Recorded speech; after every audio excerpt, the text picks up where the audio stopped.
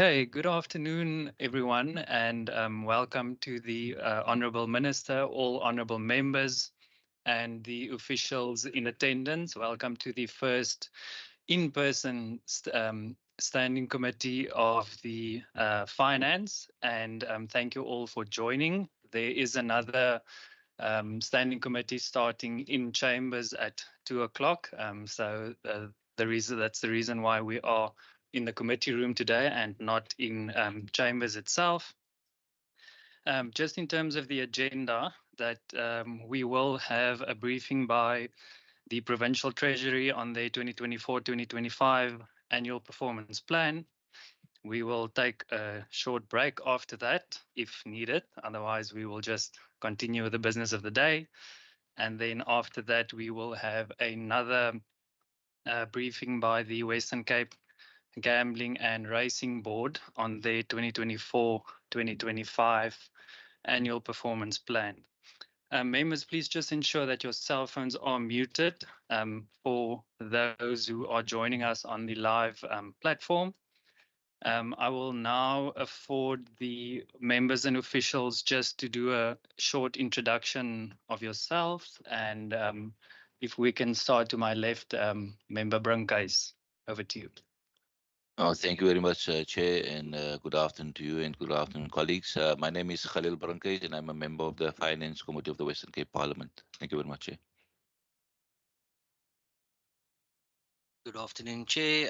Derek Wessels, also a member of the committee. Thanks. Good afternoon, Chairperson. Good afternoon, MEC. Good afternoon, colleagues. My name is Noel Constable. I'm also a member of this committee. Thank you. Afternoon, department and everyone. Noma French Mbombo, permanent member of this committee. Afternoon, Chairperson of the committee. Afternoon, members. The new MEC from the box. Afternoon, all colleagues. Happy Women's Month to all women that are in the place. My name is Nomi Nkondlo. I'm a member of this committee. Thank you. Good afternoon, colleagues. Afternoon, Chairperson, MEC. I'm Beauty Stoffels. I'm an alternate member of this committee. Good afternoon, colleagues. Gillian Bosman, a member of the Western Cape Provincial Parliament. Good afternoon. It's Malcolm Boyson, Acting Chief Director of Public Policy.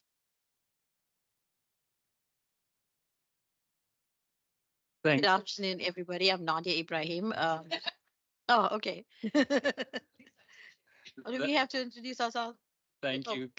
If we can then just start with the Minister. Thank you. Minister, over to you.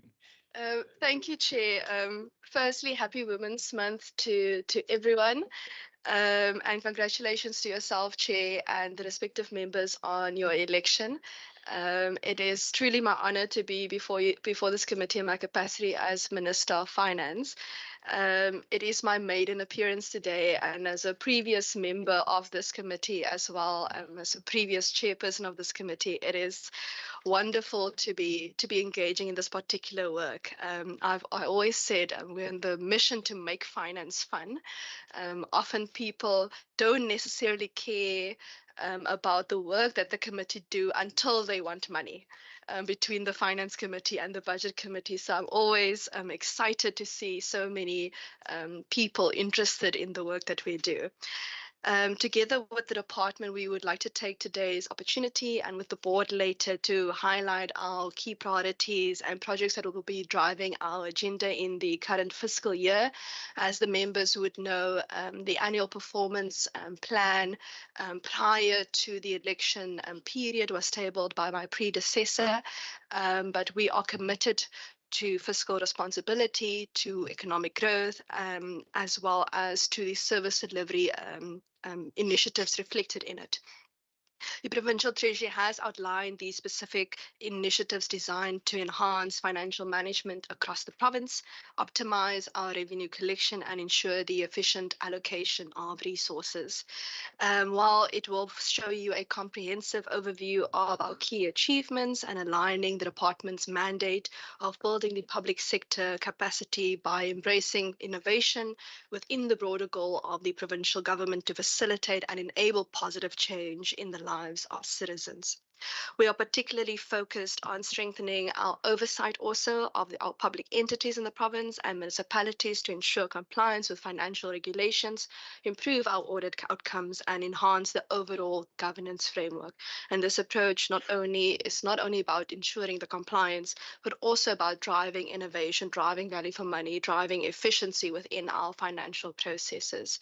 Later on, the committee knows that the board will also be joining us, and the board will play a crucial role as well as in the presentation that will follow. In addition, what is outlined in the APP, the board will take the committee through the series of projects that will be driven in this financial year, each also aimed at improving the regulatory environment, enhancing compliance, and ensuring that they're supporting responsible gambling in the province. Among the key projects is the modernization of our regulatory framework, which will involve the introduction of new laws and new technologies to streamline operations and improve its ability to deliver for the people of the province. The board is also committed to increasing its contribution, obviously, to the Provincial Revenue Fund through its targeted initiatives designed to optimize revenue collection. I just want to conclude by saying that I'm excited to work with the committee, with the committee members, obviously, and the department and the board. We are here should the committee need information, and we look forward to engaging in respective topics that really are crucial to the hearts of the residents of the province, but also that are crucial to the work of the officials within the provincial as well as the local government space when it comes to finance matters. I'm going to hand over to our HOD, Ms. Yolanda Cantana, just to some introductory remarks as well, if she has any, as well as just the introduction of the team. As you know, we are quite a large and exciting team, contrary to popular belief, and we are also in the business of making finance fun. Thank you. Thank you, Minister, and congratulations to you as well. Over to you, HOD. Thank you, Chairperson. Thank you, members. Good afternoon. Good afternoon, yes. Good afternoon, Chair. Good afternoon, members. Minister, I'm going to, Minister already introduced myself, but to Linda Cantana, Head Official, Provincial Treasury. I'm going to ask those who are sitting around the table to introduce themselves, and then we obviously also have colleagues at the back. So, Minister, the senior management team is here. They are well represented, and as we go forth, and we will be able to, if there's additional information, then the team will obviously respond. So I'm going to ask, starting on my left-hand side with Nadia. Good afternoon, Chairperson, MEC, members of the committee and colleagues. It's Nadia Ismail here. I'm the Director for Strategic and Operational Management Support. Thank you. Good afternoon, Chair, Minister and members. I'm Anne-Marie Smith and I'm the Chief Financial Officer. Good afternoon, Chair and members. Isaac Smith, not related, Head of the branch Governance and Asset Management. Good afternoon, Chair, committee members and Minister. Annalise Pick, Provincial Government Public Finance. Good afternoon, Chairperson, members and Minister. I'm Paul Pinar. I'm heading up the Directorate Business Information and Data Management. Good afternoon, Chair, members, Minister. Michelle Nicholas, and I'm the Director, Provincial Government Finance. Good afternoon, Chairperson, members, Minister, and my HOD. I know I haven't crossed the floor yet. So I'm the Acting Head Asset Management for the Provincial Treasury. Good afternoon, all. Malcolm Boyson, Acting Chief Director, Public Policy Services. Afternoon, Chair and members. Aziz Hadi, and not acting. I'm the Chief Director responsible for financial governance and accounting. So anything financial statements related, I'm your person. Thank you. Chair, through you, Grant. Can we go to the back?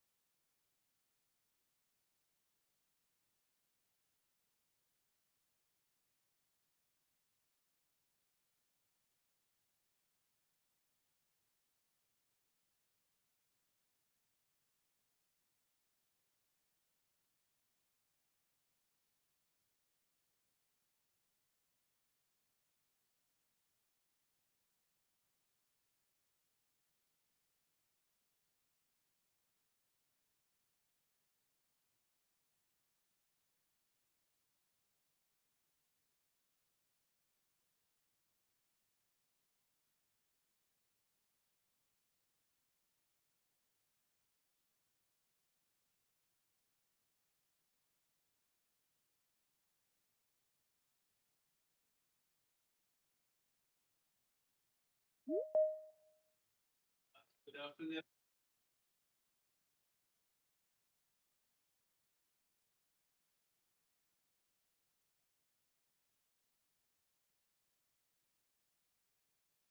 Member Masipa, welcome to you. For the record, please just introduce yourself as well. Hi, everyone. Sorry I'm late. I was held up by young learners from Valhalla High School. My name is Noko Masipa. I'm a member of this portfolio committee. Thank you, Chair. Thank you, everyone, and once again, welcome to today's meeting. It's so refreshing to have such a large crowd here today. We really do appreciate your attendance today. Just in terms of the apologies, we have the entire committee here, so thank you very much for that. So we have received no apologies for today's meeting. Going forward, I would like to kindly request the committee, when we do have in-person meetings, that we please try our utmost best to attend the in-person meetings. Before we start with the presentations, I would just like to also remind all honourable members to please save or record your resolutions, recommendations, or your request for any information, if you have any, for the end of the meeting. We will now move over to the briefing by the Provincial Treasury. So over to you, Minister and HOD. Thank you. Thank you, Chair. I'm going to go through the presentation. This slide just deals with the outline of the presentation in line with the ask by the committee in terms of the areas that we need to cover. I want to zoom into the PT mandate.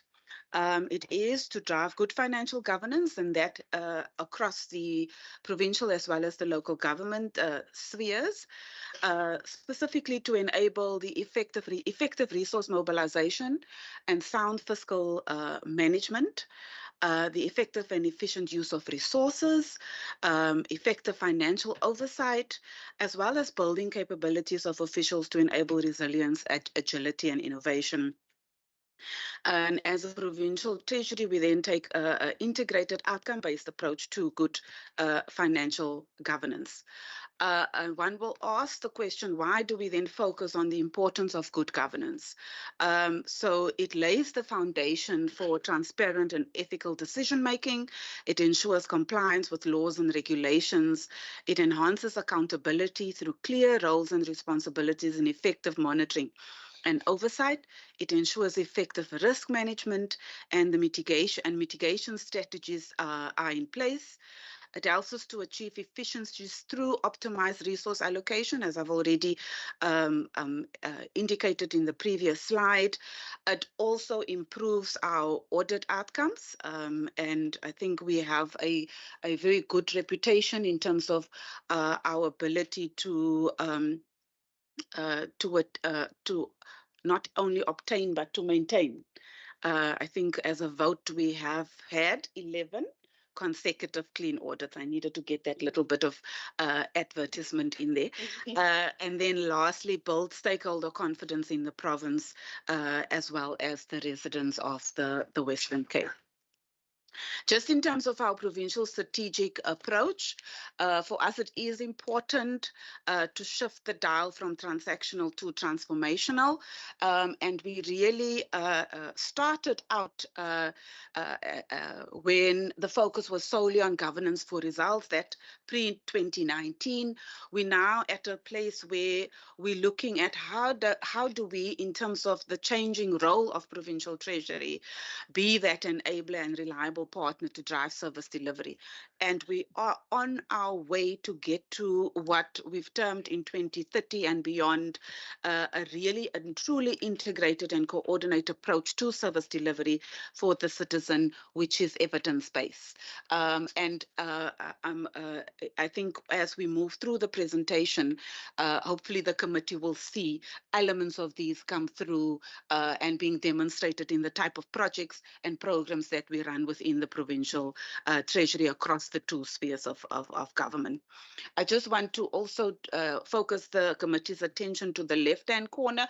We're doing all of this within the broader policy framework where we're looking at jobs, well-being, as well as safety, and where we find ourselves as an organization is within the fourth area that deals with innovation, culture, and governance.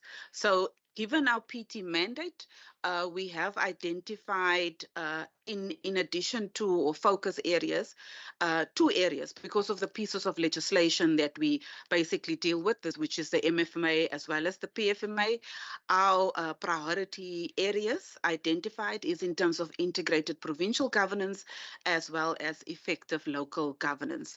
And within that, given the importance in relation to what Western Cape government has identified as priority areas, we have singled out as particular focus areas strategic supply chain management. There we're speaking to issues around value for money, as well as efficient infrastructure investment, particularly as it relates to the importance as a enabler for our growth strategy. Part of this and how we're going to unlock these is in terms of utilizing and leaning heavily on our levers, which we've identified as capacity building, information, communication and technology, as well as knowledge management systems. If we then just quickly look at our organizational structure, although we are filling the room here today, we have challenges in terms of we do have challenges in terms of capacity, because we do find ourselves as a training ground not only for local government but also for other provinces and other departments, and that has never changed. That has always been one of the issues that we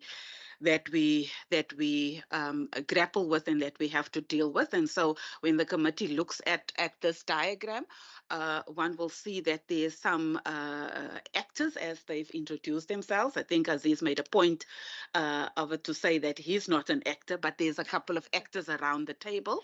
And we are making taking that as a priority of ours to fill these gaps that we have. Key is indeed the 2 DDG positions that's currently vacant, and we do have one actor on the governance and asset management side there that is currently occupied by Isaac Smith. If we move on, I think the committee will get a sense of where the gaps are, in particular in our program 2, which is the fiscal and economic services. There we have filled as 33%, and on the governance and asset management side, we have 67%. I must also add what I think compounds the challenge and the issues is the fact that we do have an aging workforce, and so people are also approaching that time that they feel like they need to go on retirement. So we do sit with a number of people who would be exiting the system either through within the course of this year or towards the end of the current financial year. But that gives the committee a snapshot in terms of where we find ourselves.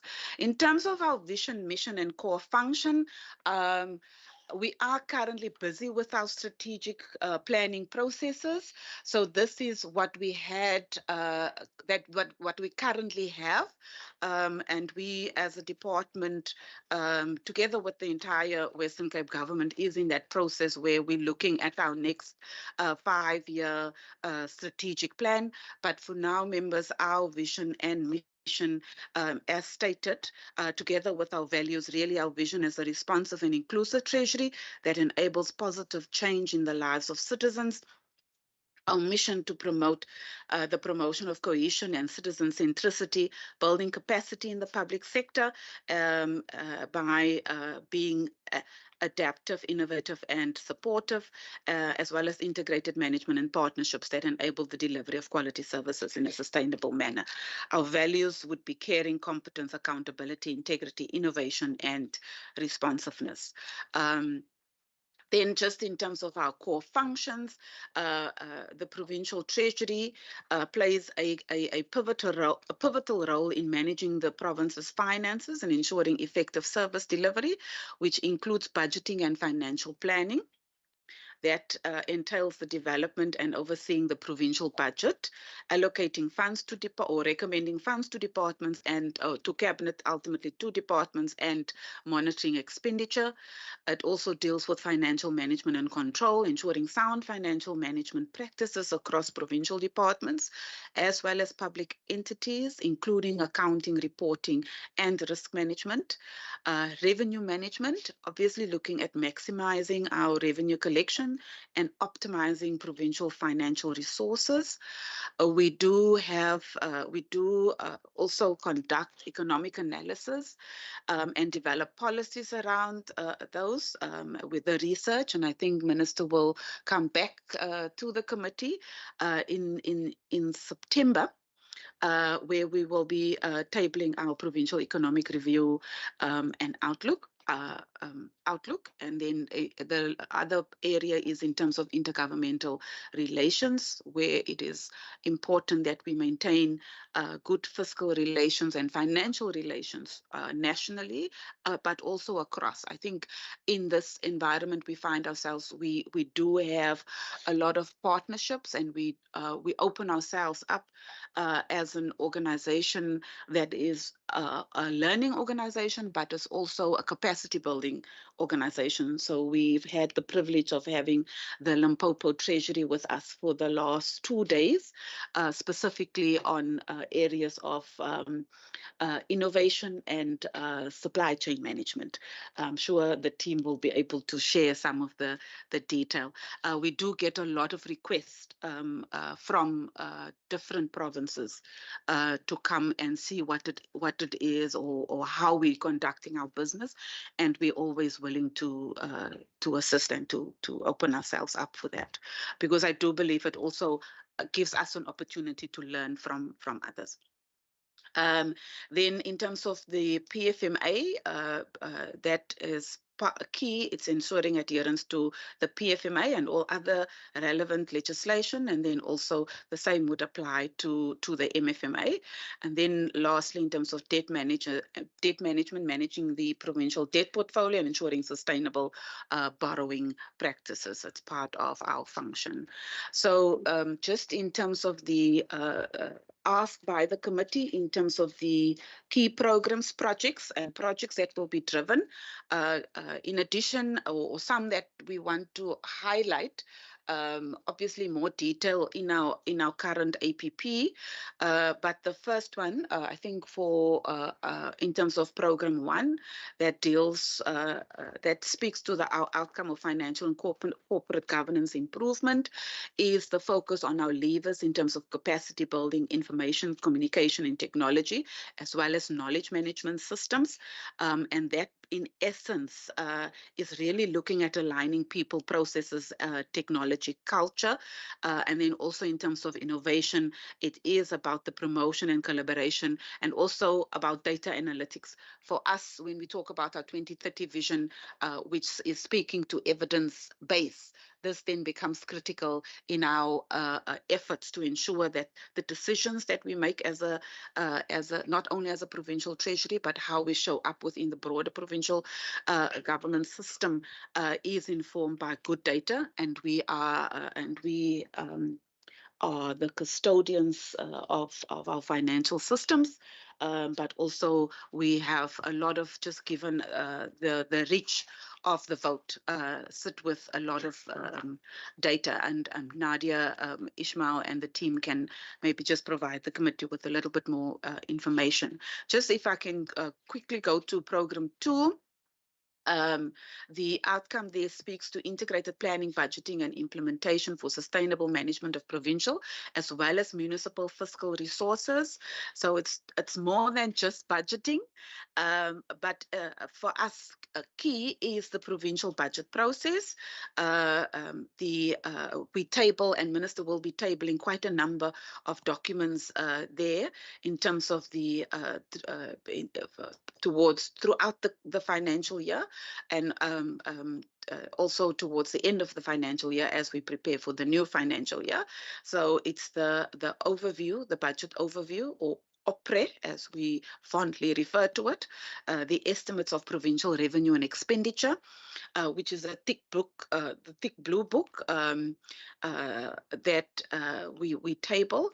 I've mentioned the provincial the economic review and outlook, the medium-term budget policy statement that will come in November.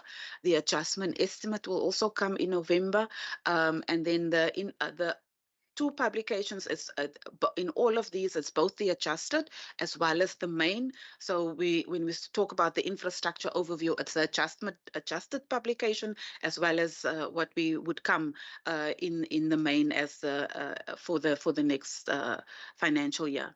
We also have responsibilities, our MFMA support and responsibilities, although it's spread over the vote. Within program 2, it's specifically around the support to municipalities.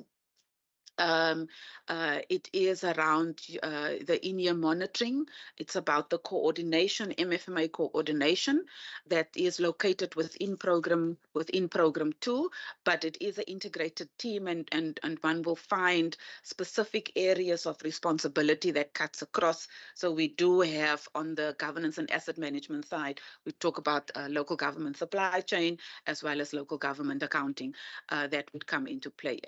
Reporting on budget implementation, that is what one would also on a quarterly basis come back to the committee and share information around the trends to date. And I think the fourth quarter and every quarter we would come back to the committee and present the information.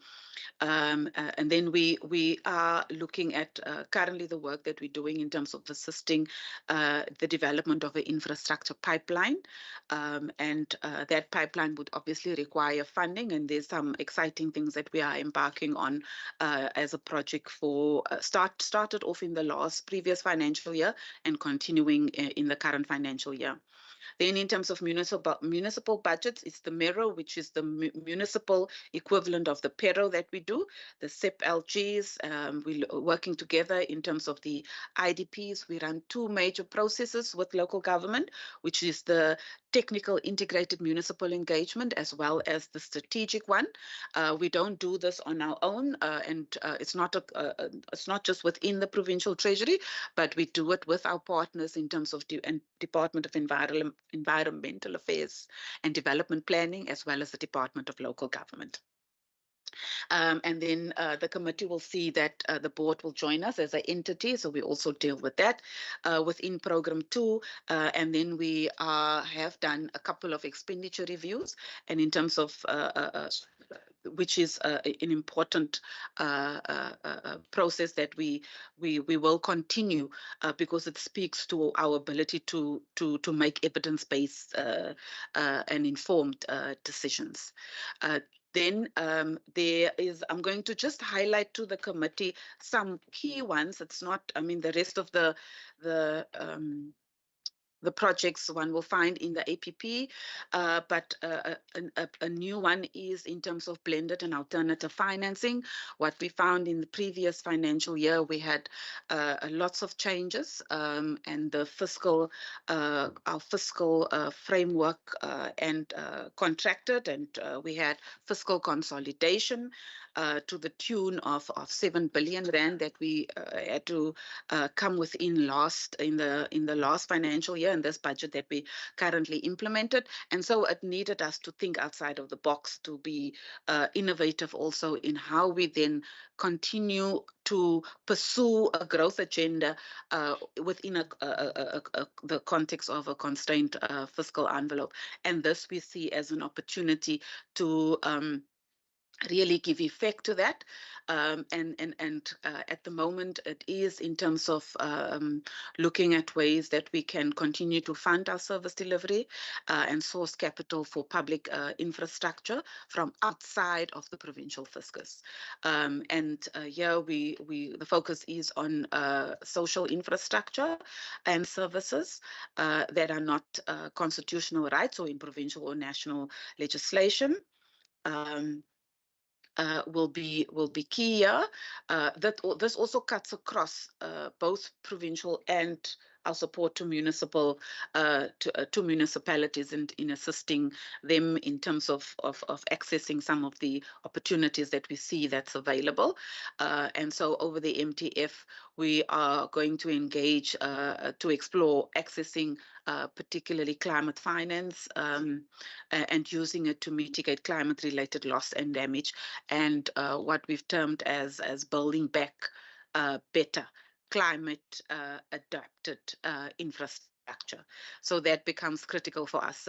We've had a number of disasters as a provincial treasury. We have not, we are still pursuing accessing funding, but in the meantime, we have identified the need to be responsive to what is required by the residents of the province, and this we feel is one area that we can tap into. The second for program 2 is our fiscal futures tool that we will be launching within this financial year. Minister will launch this, but it's speaking to our ability to forecast revenue expenditure over a longer term 10-year horizon. What we do get is an MTF or MTREF when we talk about municipal finances, and it typically covers 3 years, but we want to bring a little bit more, shed some light, and we want to bring a little bit more certainty in terms of what are the opportunities and the possibilities. And we believe that this tool will be able to assist us in planning better for the future. So it will contribute to ensuring long-run fiscal sustainability by enhancing medium to long-term budget planning and sustainability for us. So we're very excited about this particular tool.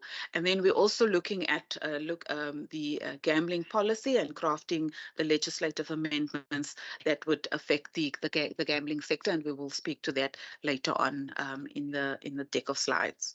in the deck. Just thirdly, in terms of asset management, which deals with program 3, specifically there we're looking at, we have been talking about IFMS for a very long time. We're still talking about IFMS. And so as a provincial treasury, we, given the demands and the requirements by provincial departments in particular, we decided we're going to pursue with renewed vigor our evergreen legacy system, which means we're working with the systems that we have, but we try and make it more adaptable and compatible to what we require. It does. We have done embarked on a couple of initiatives when it comes to the evergreen legacy system, and we can expand a bit on that as well. Then the second issue is item here is in terms of application portfolio management, which then streamline our software applications portfolio, and preventing duplication with IFMS functionalities. And thirdly, we are building our own data warehouse together with the Department of the Premier as a critical partner for that. But that also speaks to our need and our ability to begin to speak to the desire to use our data in a way that will really assist us in making informed decisions in terms of the areas that we want to impact. Just in terms of supply chain management, the experts they're sitting here around the table, but safe to say we have the we're playing both in the municipal as well as departmental space, and then we're also looking at how then do we use our interlinked financial systems and modernize these systems in terms of responding to this particular area. But if I start from the bottom up, the president signed recently the procurement bill into law. We are sitting when the National Treasury is looking at still indicating the commitment to look at an integrated financial management system as well as e-commerce, and what this mean, it will give us, I don't want to use the word power, although the slide is saying power. It will give us more responsibilities in terms of the Procurement Act, but in terms of our focus areas there when it comes to municipalities and the importance of strategic procurement, our 4 quadrants that speaks to strategic procurement, governance, capacitation, and SEM technology, our focus is on strategic procurement, asset management, and the importance that plays within the G4J context, and how we then, with specifically in a municipal space, when we start talking supply chain, we actually we refer by default to our ability to deliver on our and to build and to maintain our infrastructure portfolio. And there, the 4th part of that is in terms of policy reform and guidance. When it comes to departments, Cabinet gave us our marching orders in terms of as an organ of state to draft to rewrite our preferential procurement policy. What we are dealing with is an exodus of our staff because it is a specialized field, to both the municipalities as well as other departments. So we do find ourselves in the space where we would continuously have to reskill in order to retain the staff. We want to pursue a commodity approach within this area of work, and then the PDIA, which is the problem-driven iterative adaptive methodology that we embrace.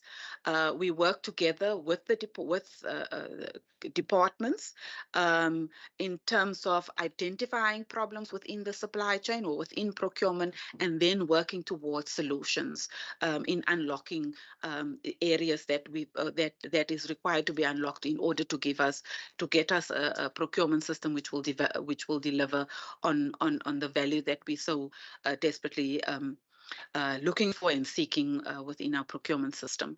And then lastly, it is around how do we then tap into our systems and modernizing our legacy systems in building our data warehouse and RESN, and also the APM to unlock some of the areas that we do feel can provide us with that value. For program 4, it is around governance transformation in departments, entities, and municipalities. There's a number of projects that we run there. I have already alluded to some.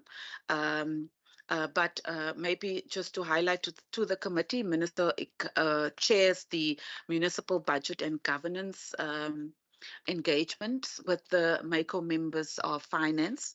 That happens on a quarterly basis, and program 4 are the key drivers of that particular process. The financial statements, whether it's provincial as municipal, all those the functions resides within this program. We also run provincial governance engagements with municipalities. We do have the financial management capability grant within this particular program, where we look at the capabilities and the skills development and support to municipalities. And then key within a municipal space is the MSCOA project that we'll be driving from provincial treasury in support of municipalities, our IYMs, as well as our general support to municipalities. So in terms of our integrated governance approach, it is to coordinate and drive our good financial governance agenda in both provincial and local government, and enhancing good governance practices across the various disciplines to achieve continuous improvement in governance and performance. I'm getting to the end, Minister, members, and Chairperson. So the next part deals with the legislation. I'm not going to speak to this. I think members would know within terms of the Constitution, and our main pieces of legislation is in terms of the PFMA as well as the MFMA. And then we also included a list of other applicable national and provincial legislation. And one can see that there's quite a number of pieces of legislation that comes into play within the space. Then I think the major developments for us, and we've included a couple of slides on the 2 areas, which is on the Procurement Act and the main challenges there within the Act. And those main challenges covers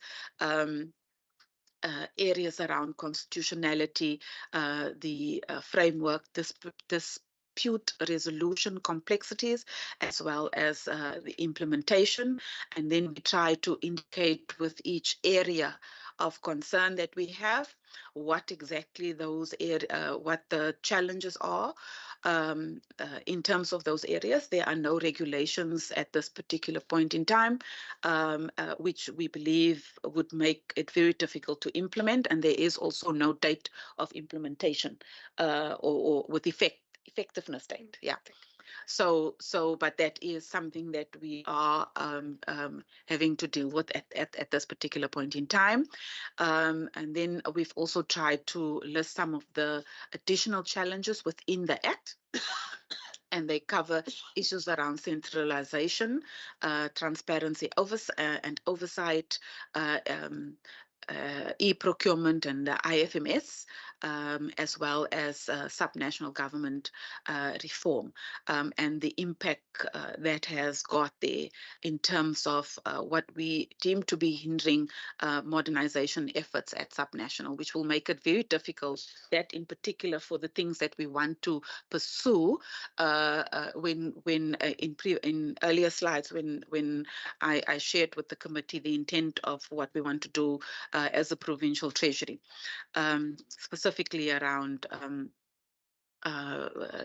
within the space. Then in terms of gambling and racing, I've indicated one of the areas in program 2 that we are responsible for in terms of the entity. And one can see in terms of the graph on the right-hand side and the impact still of what COVID, so the COVID pandemic has had a lasting impact on this industry, and how the industry also responded in terms of the significant change. And one can see that in 2018-19, the bulk of our income from within came from casinos. If we follow the trend, and what we see with that orange or amber line there, that has been dwindling over time. So if we look at the 22-23 financial year, one can see that our revenue from casinos have dwindled, and it has been overtaken by what we refer to as bookmaker and totalizator income. And so that came as also influenced by sports betting, online betting as well. So that shows what how that source of revenue has evolved over time.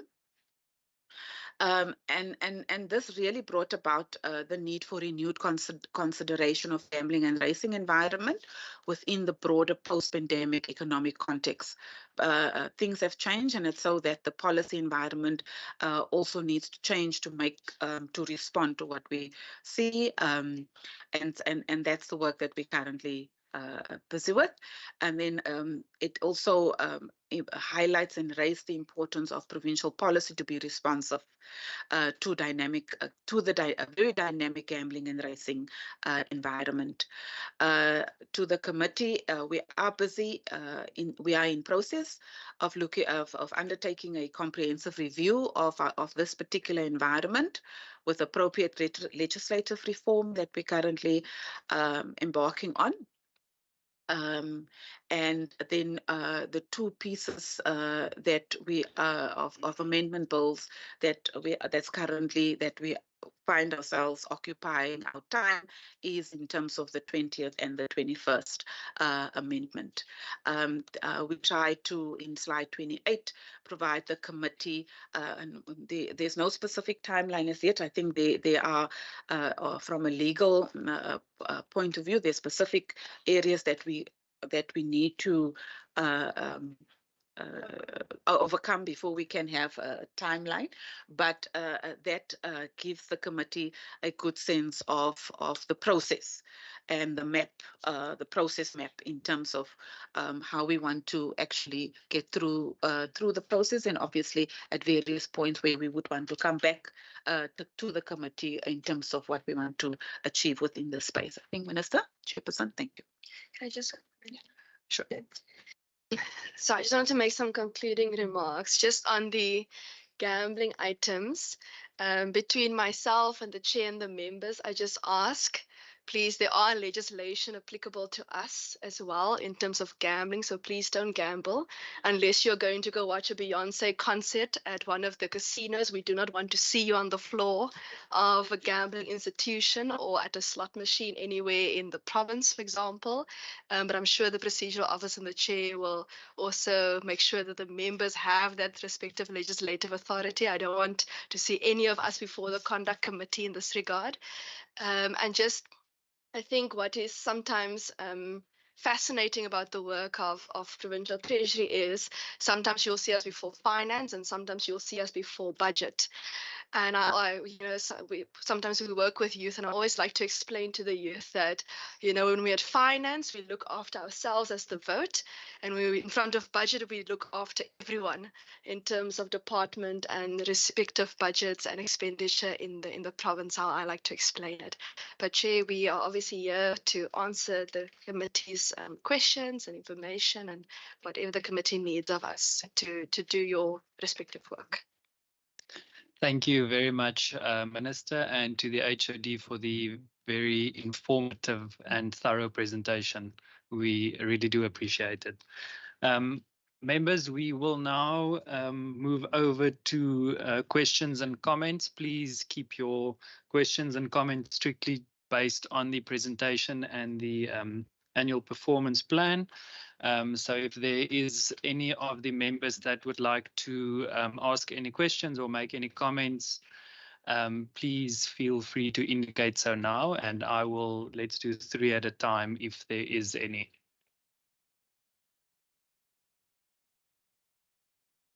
It's going to be an easy round. Member Masipa, please go ahead.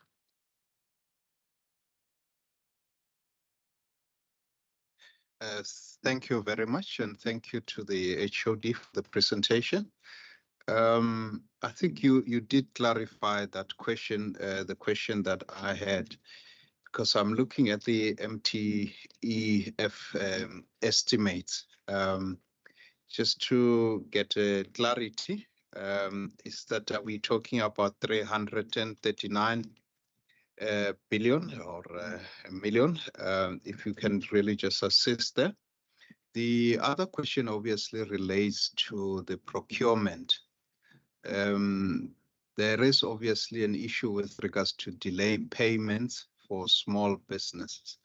I just want to really ascertain as to how are we doing as a province in terms of really ensuring that our procurement system is not really jeopardizing small businesses, and that within 30 days they are being paid. If they are not, what are the problems, and what are you doing about them? Thank you, Chair. Thank you, Member Masipa. Any of the other members? Member, go ahead. Thank you very much to the department, to the minister for the presentation. Of course, which is what I shared also in the previous committee, that I cannot be asking questions because it's still the same budget here that I was part of. So I don't want to be labeled as being an opportunist because I was part of the budget committee. But for the I'm also learning to be on this side. But 2 things is about executive was number 2.4, the key programs and projects that will be driven this year, but specifically from the minister's side, what will be your priorities? And then secondly, just for interest's sake, actually, because the reason I'm asking for that is because for me, my interest is about is how I will be able to hold you accountable. The department can run itself without even a political head, any department. But for me, it's about from your side, what is it that I can count, we can be able to make account. But secondly, for interest's sake, because I understand that it was quite difficult and it's still difficult because it's the same budget here. Nothing has changed. We'll see when it's a MTech time, whether there'll be any changes, where there might be some appropriations and so forth.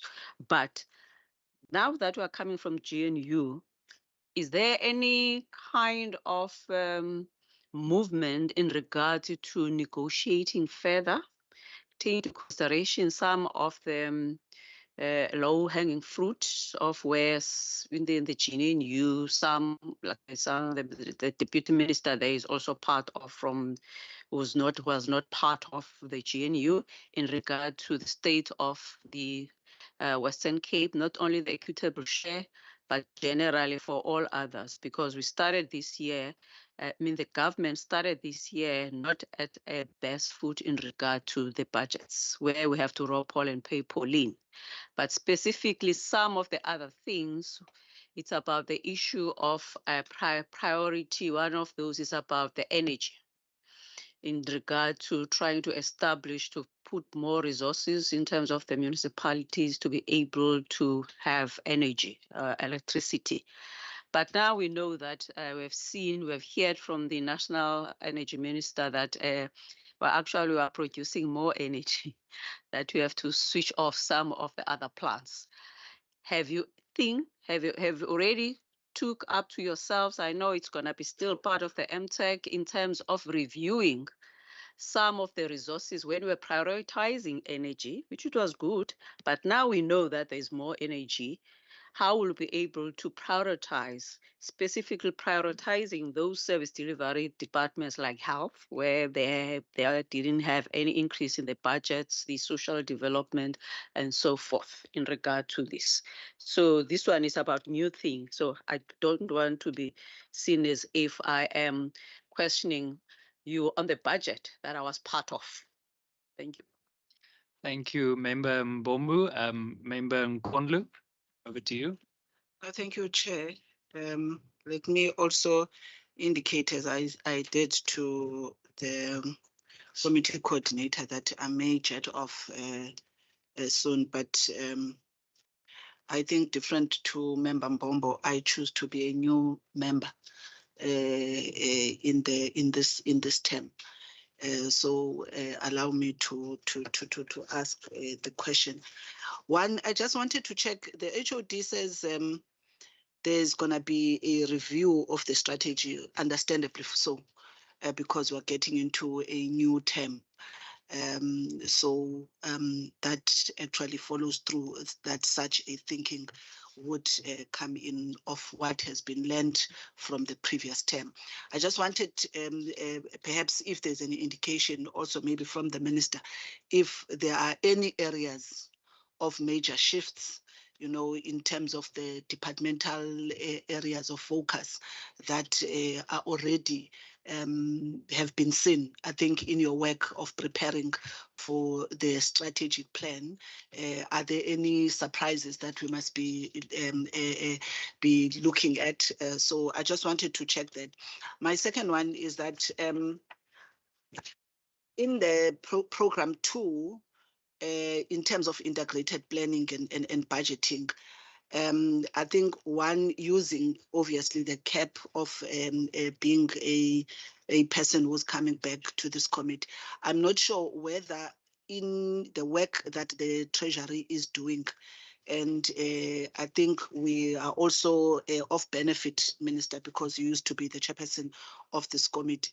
I think on the issue of how do you ensure that the information that you produce, you know, in all of these reports that you are mentioning, be it the PERO, the MERO, you know, the municipal budget process, and all these other reports, whether are you winning in getting some way with the municipalities of using, you know, the type of data to actually help the municipalities to plan better. And I think this has always been a question. It's one thing to produce, you know, information, produce research.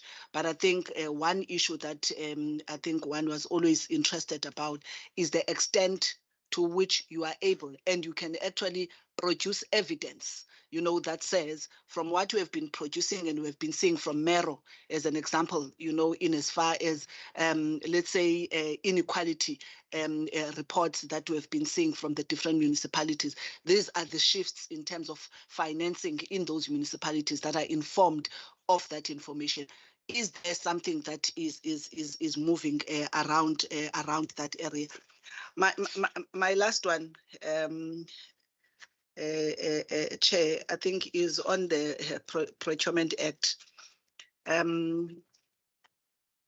perhaps maybe we'll have time with the department to actually understand fully, maybe Chair, the Procurement Act challenges of the department and what is the process that they're engaging around this, because we've seen a lot of things that are said in the papers around this matter. But I just wanted to check, I think on this area on safeguards needed against unintended consequences and cost implications, if you can maybe share more, what exactly do you mean? And I raise this, considering, I think, sitting now in this finance committee and then sitting also on the economic development, that at what point, with the industrial capacity of the province or of the country, we are looking at balancing the two, because it's one thing to always look at the cost implications, that comes when government has to procure goods and services, and you are elevating local content, which is necessary so that you give opportunities, to your local capabilities. Whilst on the other side, you must ensure that, you do not pay premiums, for that. So I think that that for me is always a question that I'm always trying to understand from those that are in the procurement space, but also how are they balancing this conversation with those that are in the economic development space, and whether between this provincial treasury and the economic development department, that conversation is taking place. Thank you very much. Thank you, members. We do appreciate your comments and questions.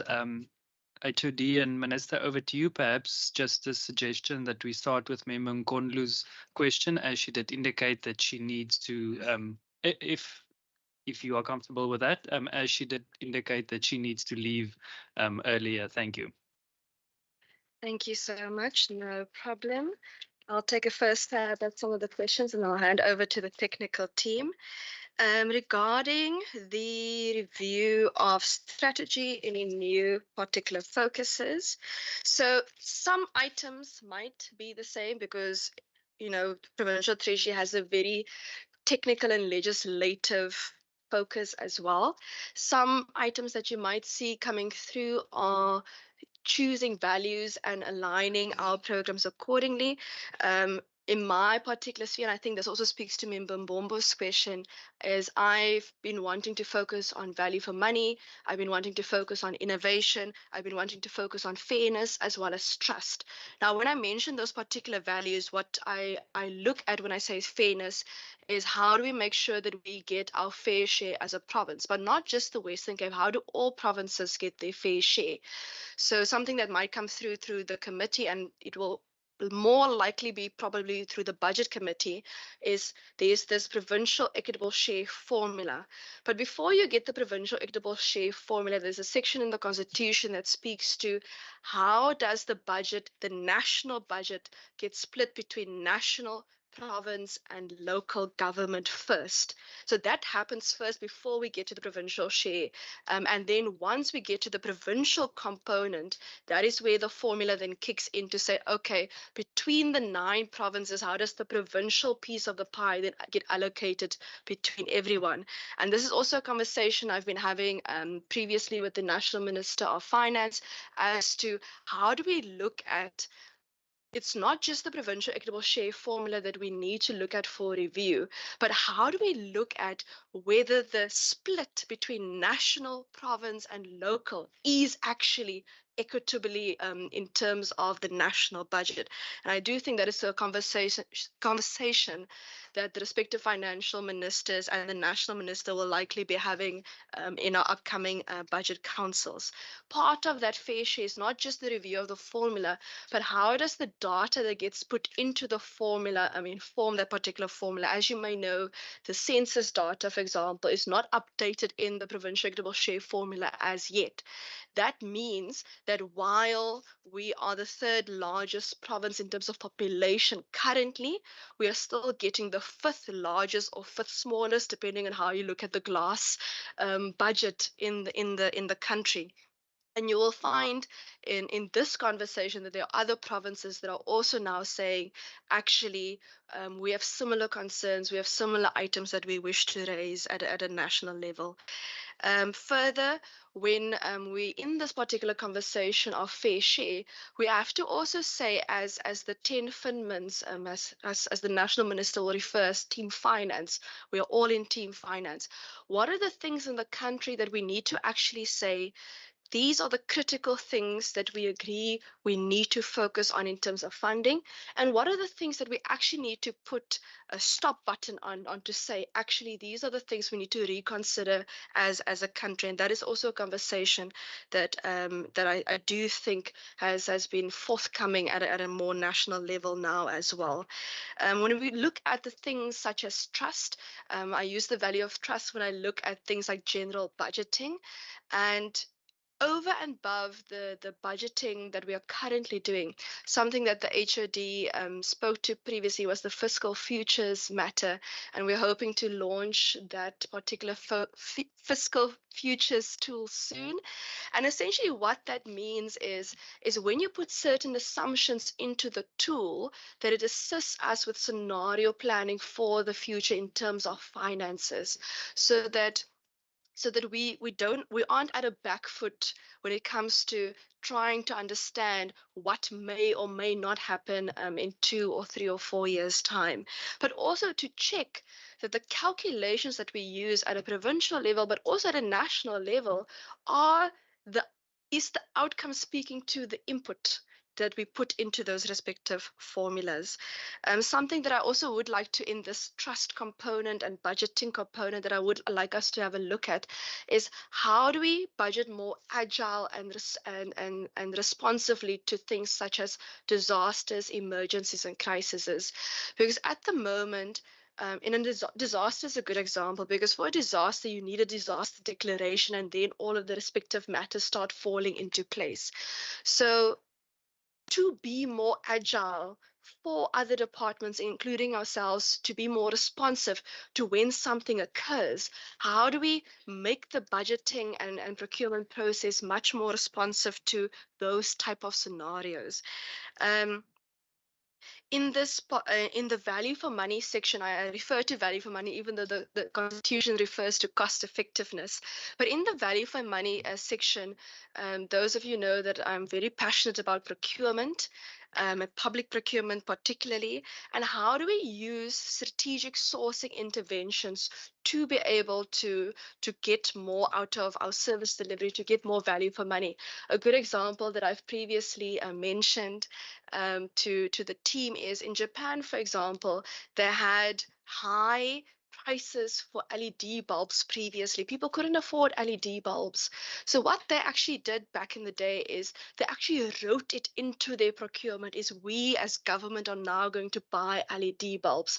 What that did is it actually brought the price of LED bulbs in the market down, so that people, like all of us, not just those who are rich, but all of us can then afford, LED bulbs in the market. And that's a wonderful example. Another example that I think members might be au fait with is nutrition in Brazil, for example, where nutritional matters were written into procurement in order to boost the overall nutrition outcome in the country.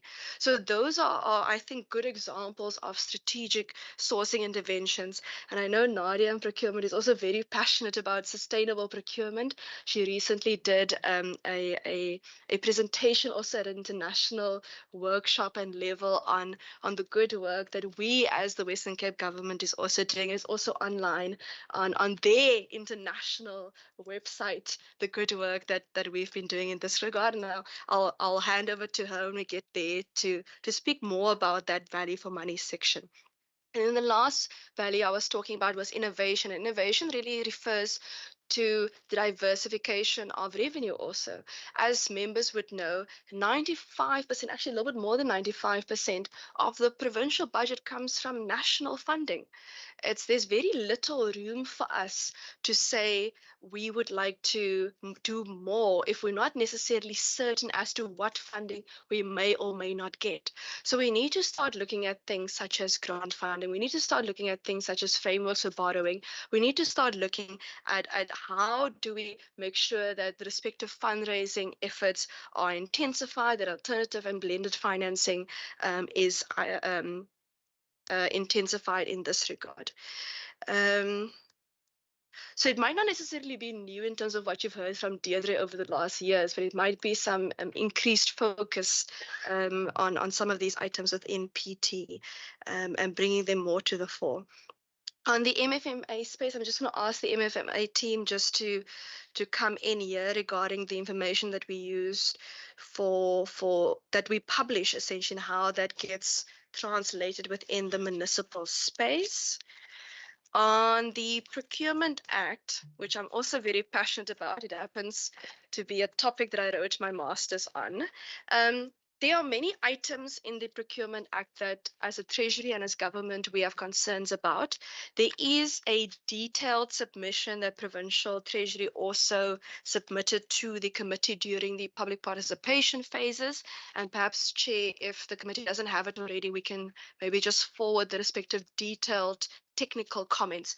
It must, however, be noted that the Act was changed at a National Assembly level after the National Council of Provinces and provincial engagements.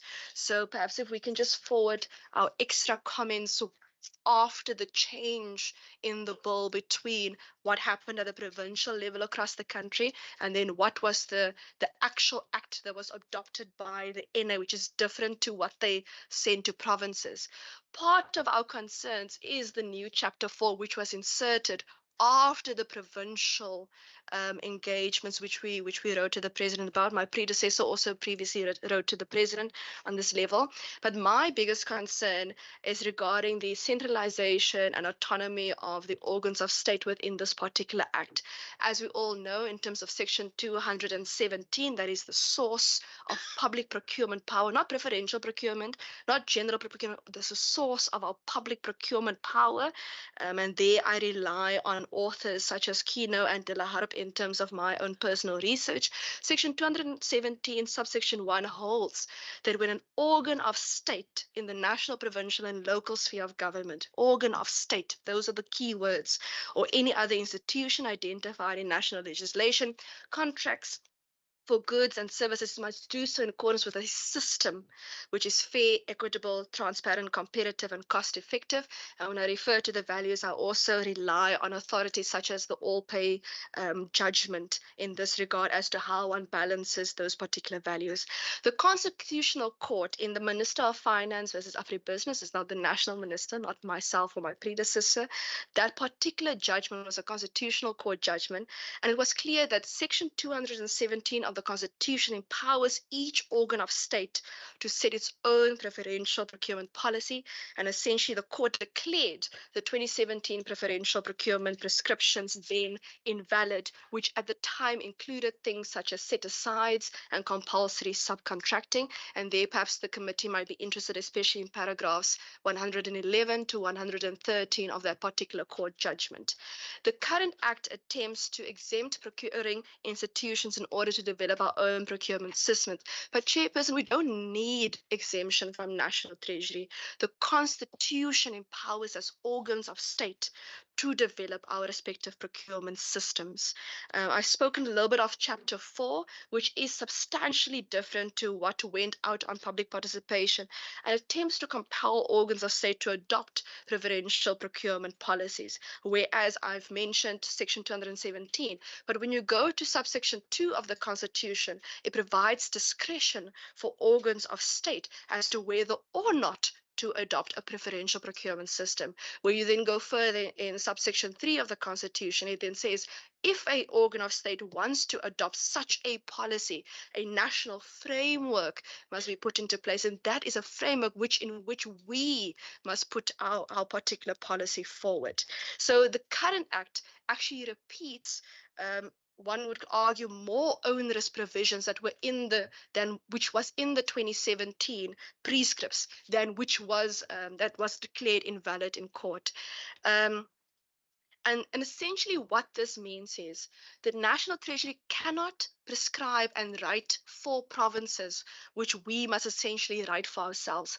And it definitely cannot write it into law in an attempt to make us do this. I actually want to quote the judge who wrote the majority judgment in this regard. And the judge at paragraph 113, between 111 and 113, actually said, quote, the impugned regulations are meant to serve as preferential procurement policy. If each organ of state is empowered to determine its own preferential procurement policy, how can it still lie with the minister also to make regulations that cover the same field? Quote closed. So I'm trying to get through some of these items. In terms of the local versus premium content and the premiums, some of these items are quite technical, so I'm just going to ask the procurement team to go into them. But when it comes to the balancing of values, I do heavily rely on the all pay case. I think that was the full case name, I think was the cash pay master systems case, the all pay case, to rely on this in this regard. In terms of the changes to MTech, I'm not sure if there's a new budget council date that has been communicated to us at a national, not yet. So we will get a budget council date essentially from national as to the upcoming budget process, and that will inform our own provincial MTech procedures and where departments will then come to us with their respective business plans, and we have to unpack what those what departments needs and needs are in this regard, and how do we balance the budget across the respective departments. In terms of the GNU and the impact of the GNU at the moment, I think, and I think I can speak about this as a previous chair of the committees, I think National Treasury and Provincial Treasury has always had a very good working relationship. I think that can only be strengthened through the GNU and national government. Some of the items I've met with the National Minister of Finance already. I've met with the Deputy National Minister of Finance. I've had engagements with the Minister of Finance in KwaZulu-Natal. I'm hoping to also have future engagements with my Gauteng counterpart as well. Obviously, we'll have engagements with all national ministers of finance at the respective budget councils as well. And you've heard, for example, how we do have sharing of best practices across provinces, such as Limpopo, asking for assistance in certain regard. But I'm sure the department can also go into some of that particular information. Particularly something that I've already raised with the national minister is the particular vertical split, because one does not necessarily only want provinces to be arguing over what one's formula at a provincial level must be, but also how does the national, provincial and local split occur with us. I think one difference would be that we have our gambling board institution as an entity under provincial treasury, whereas at a national level, gambling policy is determined by DTIC. So we are awaiting to find out more information on the regulation of online gambling, as online gambling is currently still illegal, but online betting, you will see in our slides, is regulated. Then procurement delay payments, small business 30 days. We do have procurement disclosure reports. We were actually the first first treasury actually to start publishing procurement disclosure reports a few years ago. It started with COVID, where we actually published what are we doing in procurement. But I'm just going to ask the procurement team to just deal with it. I think the last publication was the second quarter. Yes. Was the second quarter there? Yes. So that also does speak to, do we pay our suppliers within 30 days? And then I think the comment of the MTEF 339 million rand was just a comment, but yes, it's 339 million rand. And I actually think we're the smallest budget of all departments in provincial government, but Chair, we do what we can with what we have. I'm going to hand over to HOD and the team for some of the more technical matters. Thank you. Thank you, ministers, and apologies for interrupting HOD. I just want to say that the Gambling and Racing Board is waiting next door, so if we can just be mindful of answering the last bit of the question, I would really appreciate that. Thank you very much. Thank you, Gina. We'll be quick. Aziz is going to deal with the member Masipa's question around the 30-day payment. But I also want to, Minister, refer to the Q2 procurement disclosure report. Yeah. There's a whole lot of information in there in terms of what we buy, who's buying, or who's our supplier database, etc. So that is on our website. And so I think that will also provide the committee with some additional information. The minister covered the equitable share issue. I think the unintended consequences between you and Nadia. And then there was one area, Minister, the question, Minister, a member Nkondlo left already, but it was around the Mero and how we use that to plan better. So it is a partnership with DLG. And we form a joint working group, but it is in terms of aligning what they are doing within their space, which is the IDP. It's their responsibility, how we then take it into our technical integrated municipal engagement, and then ultimately to see whether that information carries through to the budget in terms of the processes also that we run from the provincial treasury, what we fondly refer to as SIME or LGM Tech 3.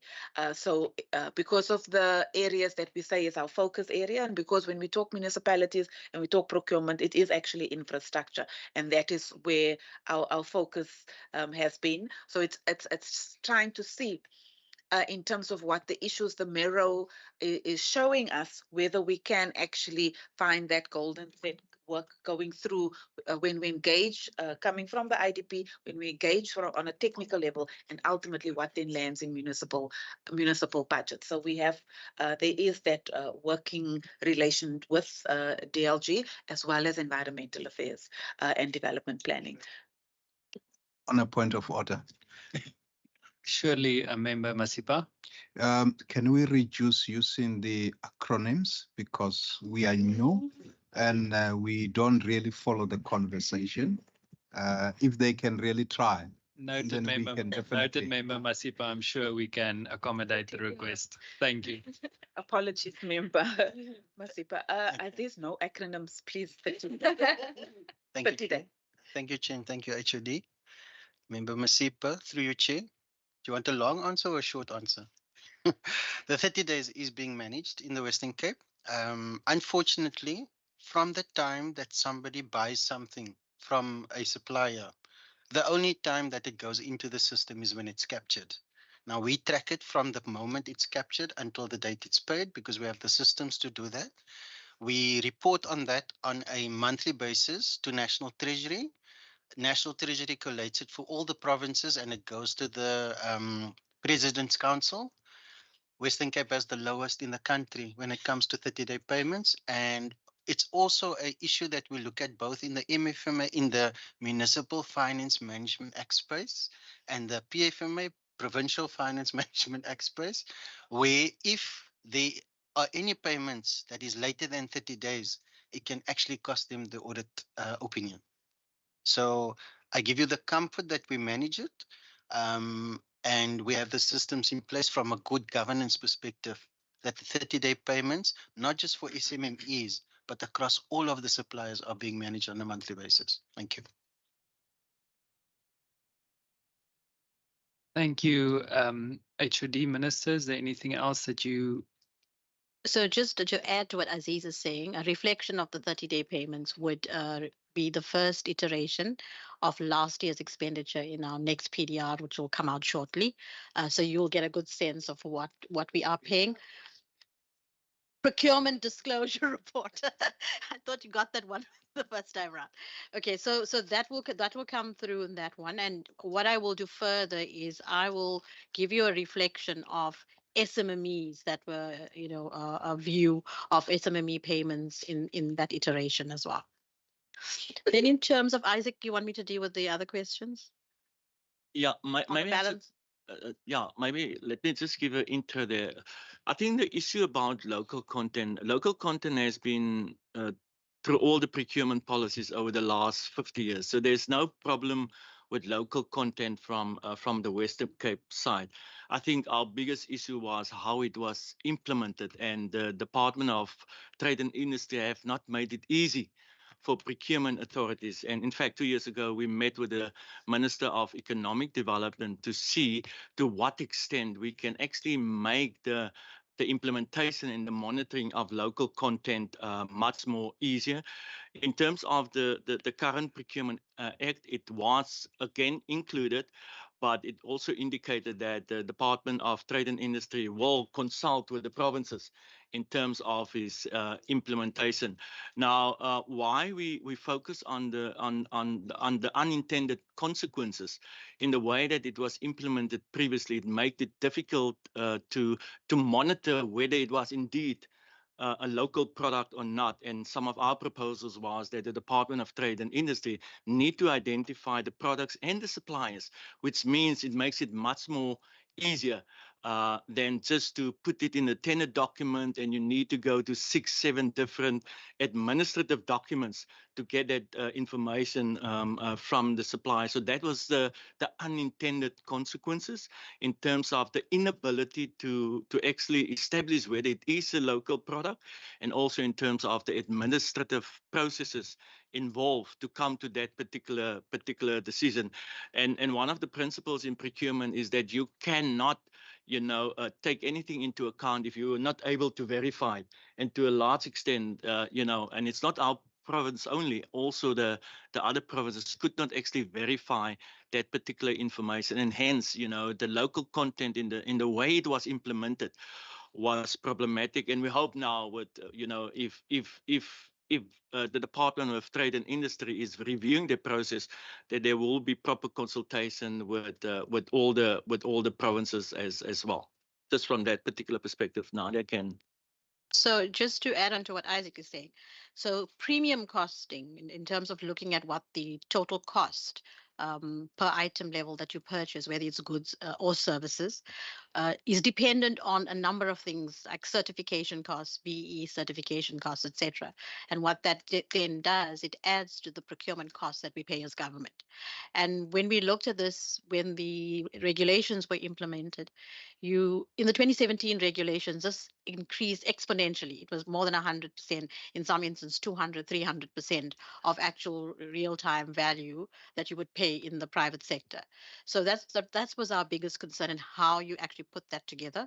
I think the target setting and set-asides were also something that we found to be, problematic from a constitutional perspective, because it did impinge on fairness and competition, etc. So arriving at the balance, because what we feel is that you need, even if you have certain things at a premium, what would then be that acceptable premium for empowerment? And do you have the flexibility from, I think we're very into the issue of looking at evidence that supports what that empowerment initiative would be. So in our province, we do empowerment impact assessments, we do procurement planning, etc., that begins to look at those things. So when you aim, you have to look at what your target would then be, and so that then becomes achievable. And what we found in practice, that we were achieving a lot of that just to basic direct implementation of the regulations. So if we just applied BE without subcontracting or pre-qualifying, etc., we achieved at least 86% in the 2017 regulations through our direct procurement. And we have all of that data. So those were some of the things we wanted to partner with National Treasury in saying, let's do this differently. Because also when you set national targets, you're impeaching on at sub-national level what you would then look at the economy and empowering, from a regional perspective. So even on the local content aspect, I think Isaac spoke to anything that you put as a requirement, you need to be able to prove that in the procurement process. With local content, this had to be done ex post facto the award. So which means that you have a preliminary indication by a supplier that they meet local content, and then you have to award on just that indicative assumption, and later on in process, then the person then certifies that, which is too late if you're found to be non-compliant thereafter. Procurement happens, you have to actually look at the rules at the time of award. I think the bigger concern that we have, you have regulatory sector specific bodies, and we find that a lot of objectives, the policy objectives, are driven through a procurement process, and having procurement leg of institutions to police compliance in, for BE or local content, etc. Whilst you have portfolios like the DTI, etc., which is their core function to do that, and you find that being policed through the procurement process. So it does then encumber service delivery objectives at the end. And so sometimes when we're looking at the bill as well, those were some of our concerns.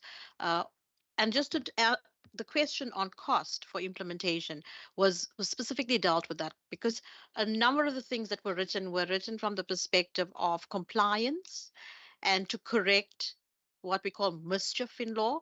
So the legislation is driven from the mischief rule perspective. So you're correcting corruption, etc. In the end, when you look at procurement, it is about looking at that end in mind. Because if you're using public procurement for service delivery, how then do you achieve that in the more meaningful way while still looking at enabling policy, etc.? And there has to be that balance. So the balance that you're talking about is exactly the point of the Western Cape government, in that we're saying in order to do this, we need to look at this differently, because writing it in the manner that it has not worked for the last 20 odd years.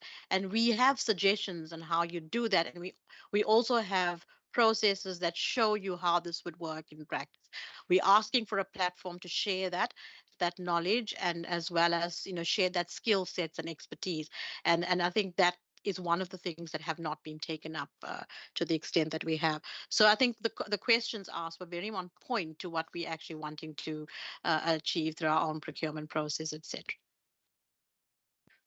Thank you, Minister HOD and all the officials. We have exactly 1 minute left before we have to move on with our agenda. So I would like to ask the members, if there's no further burning questions or comments, Member Masipa, I will allow 1 or 2 more. I just want to be respectful of the next presenters, but please go ahead. The floor is yours. Thank you, Chair. It might be a question that will be answered by the Racing and Gambling Board.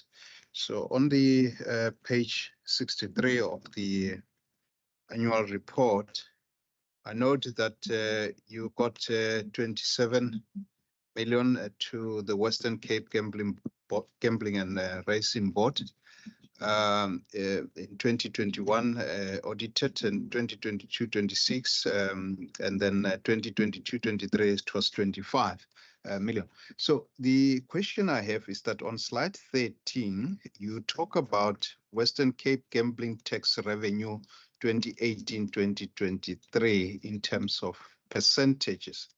I just wanted to get an understanding. Is the gambling board getting direct payments from the provincial government, or does it generate its own revenue and fund its own activity? If it's going to be answered through during the presentations, that's also fine. I just thought I needed some clarity there. Thanks. Thank you, Member Masipa. Minister HOD, over to you. So you have the board will obviously take you through their presentation as well, but you have your respective taxes, and then you have your respective license fees and so on. Now, those respective money that comes in via the board, that goes into the provincial revenue fund, and then we essentially fund respective programs. But I'm going to ask just on a technical level for HOD, if you can just maybe Malcolm can just take us through the more technical items there. Question. So the board is a 3C entity. So it gets a portion of it from its own revenue and a portion then from transfers, as indicated by Minister. Thank you. Thank you, Minister HOD and all officials. We will now do a quick 10-minute body break, just so that we can allow the board to get ready with their presentations. I would like to thank the Provincial Treasury, the Minister HOD, all officials for attending today's meeting. You are more than welcome to join, should you wish to do so, for the next presentations. And you're also more than welcome to enjoy some of the refreshments outside. Thank you, everyone. We will reconvene at 2:45. So 14:45. It's a 13-minute break. Thank you.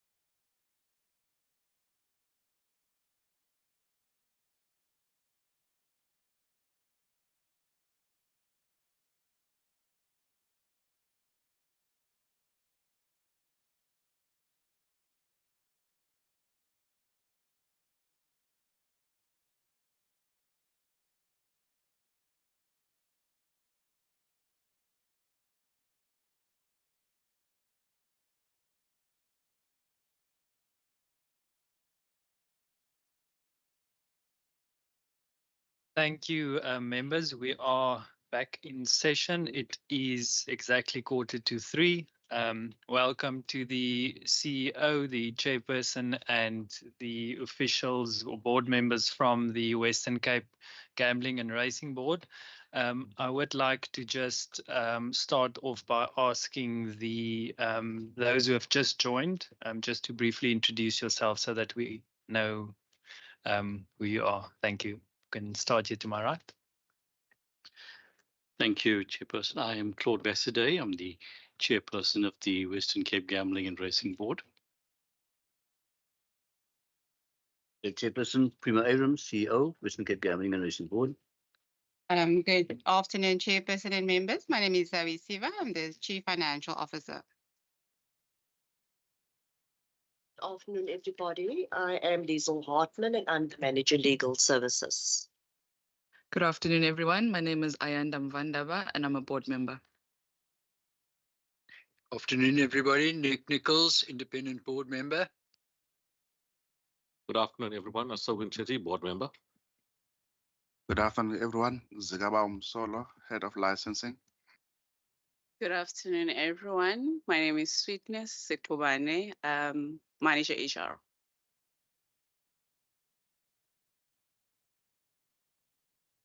Good afternoon, everyone. Alvin Matthews, HOD ICT. And then, Chair, we just have our team from Fiscal Policy also here that also deals with gambling matters. Thanks. Thank you, Minister, and welcome to everyone. I would just like to ask the CEO, are you comfortable there at the back? I think there's another seat there next to Member Masipa, or if you're fine, if you're comfortable. Or the HOD is giving a hot seat to you, so you're more than you're more than welcome to join the Minister to her right there.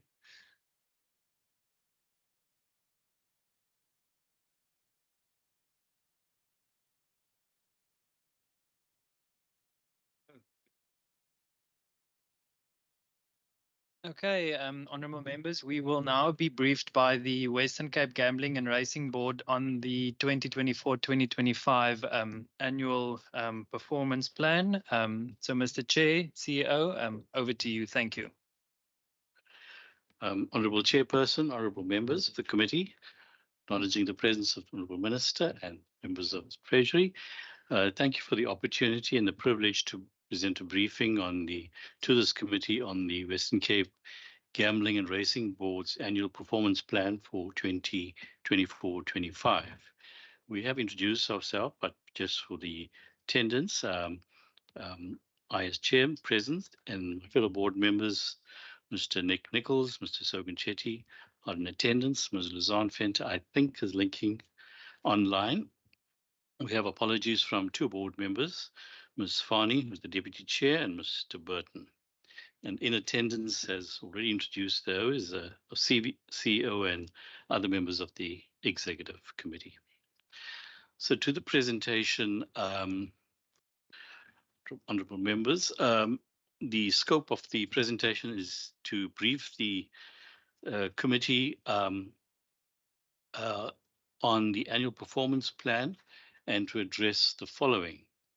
Firstly, an overview of the Western Cape Gambling and Racing Board, the Western Cape Gambling and Racing Board's organizational structure, the Western Cape Gambling and Racing Board's mission, vision, and core functions, and the key programs and projects that will be driven this year. So firstly, an overview of the Western Cape Gambling and Racing Board. The board, I'm just going to abbreviate, is a Schedule 3C Public Finance and Management Act provincial public entity with the unique position of being the only gambling board with the provincial treasury as its parent or responsible department. And the PFMA defines a provincial public entity as A, provincial government business enterprise, or B, a board, commission, company, corporation, fund, or other entity other than a provincial government business enterprise, which is one, established in terms of legislation or a provincial constitution. fully or substantially funded either from a provincial revenue fund or by way of a tax levy or other money imposed in terms of legislation, and 3, accountable to a provincial legislature. From the above, it is evident that the Gambling Board is dependent on the provincial government for its finances, either by way of a grant or legislative revenue sources. Hence, the board may not solicit for any revenue outside that which is legislated. An overview of the board. The Gambling Board is a creature of statute, having been established by the Western Cape Gambling and Racing Act, Act number 4 of 1996. In terms of Section 4 of the Act, the main objective of the board is to control all gambling, racing, and activities incidental thereto in the province, subject to this Act and any policy determinations. It is evident from the Act that the board must inspire public confidence and trust, that gambling in the province is conducted honestly and is free from corrupt elements, to eliminate illegal gambling, as well as to promote responsible gambling. The board is the provincial licensing authority for gambling and betting in the province of the Western Cape, and therefore is not a service delivery public entity. The board therefore does not contribute directly to the budget policy priorities for growth and jobs, safety and well-being. I'll just return to this just now. The board collects gambling taxes and levies on gambling instructions on behalf of the Provincial Revenue Fund and other beneficiaries. So the contribution to the provincial fiscus is through the collection of taxes, and hence it contributes indirectly to the budget policy priorities as determined by the Western Cape government. The collection and administration of taxes therefore enables the provincial government to execute its budget policy priorities. Section 3.1, the board consists of 7 members appointed on a part-time basis by the Executive Council in accordance with the prescribed procedures. 7 board members have been appointed. In terms of Section 3, subsection 3, the responsible member being the minister, shall designate one of the members as chairperson and another as vice chairperson of the board. I have been appointed chairperson, and Ms. Chumafani is the vice chairperson of the board. In terms of the Act, the tenure of office is for a period not exceeding 4 years. In terms of Section 9.1 of the Act, the board shall, in the performance of its functions under this Act, be assisted by a suitably qualified and experienced person who shall be appointed the Chief Executive Officer. And the Chief Executive Officer is Mr. Primo Abrams, whose contract extends until the 31st of March 2025. The board has several committees, and these are the Audit and Risk Committee, the Casino Committee, the Finance and IT Committee, the Horse Racing and Betting Committee, the Human Capital Committee, the Licensing Committee, the LPM, that is Limited Payout Machines Committee, and the Responsible Gambling Committee. There are quarterly meetings held for these committees, and for 2024, I think there were 42 committee meetings. Board meetings, there are scheduled 11 board meetings, which are held monthly, and there are ad hoc board meetings. For example, there's an annual strategic session meeting, and there's a session on the annual report, and there could be further meetings such as patron disputes. The powers and functions of the board are set out in Section 12 of the Act, and these are mainly to invite, consider, and dispose of applications for licenses, to grant, renew, amend, refuse, transfer, suspend, or revoke licenses, to collect and administer in accordance with the provisions of this Act the taxes, levies, duties, and license fees imposed by or under this Act, license application fees, their probity fees, their annual investigation fees, and annual license fees. The board asks us to conduct or cause to be conduct hearings, investigations, and inquiries with respect to any matter falling within the scope of its functions. Also has to conduct an ongoing study of and investigation into gambling and racing throughout the province and elsewhere in order to ascertain whether there are any deficiencies in the Act and to discover any abuses or violation of the procedures contained in this Act. To determine fees and charges in respect of hearings, investigations, inquiries, and other functions performed by the Board. Board may delegate any of its powers in terms of Section 13 of the Act. Generally, it has the power to exercise the powers and perform the functions and duties specified in the Act and assigned to it by any other law. Oversight of the Board. At the national level, we have the National Gambling Board, which is empowered to conduct oversight evaluations on PLAs, that is the provincial licensing authorities, of which the Western Cape Gambling Board is one, in respect of regulatory matters outlined in Section 33, read with Section 34 of the National Gambling Act. At a provincial level, the board reports to Provincial Treasury and the Western Cape Provincial Minister of Finance. The Provincial Parliamentary Oversight Committees are the Standing Committee on Finance and the Public Accounts Committee. In terms of Section 1 of the Act, the responsible member means the member of the Executive Council responsible for the administration of this Act. Then this is Honourable Minister, Advocate Dedra Bartman. The Minister approves the annual budget and annual performance plan communicated by the Provincial Treasury. We have quarterly engagements with the Minister. These are generally the Chairperson, the Vice Chairperson, the Provincial Treasury, and officials meet on a quarterly basis.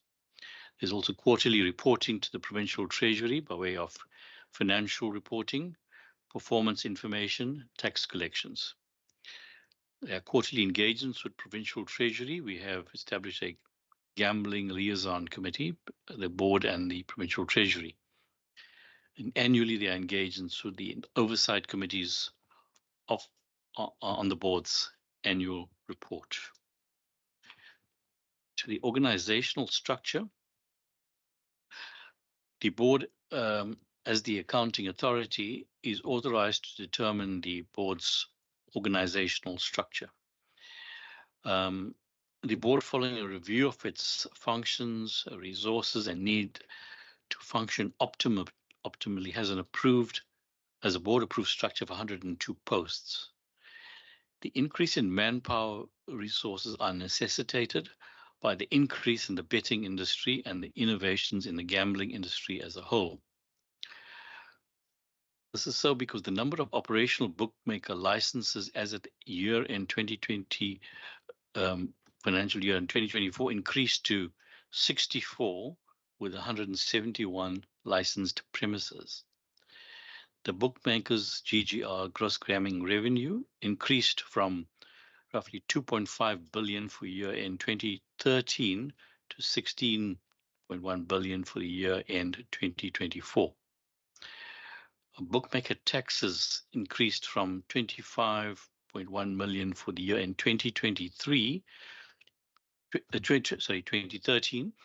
to 1.1 billion for the year 2024.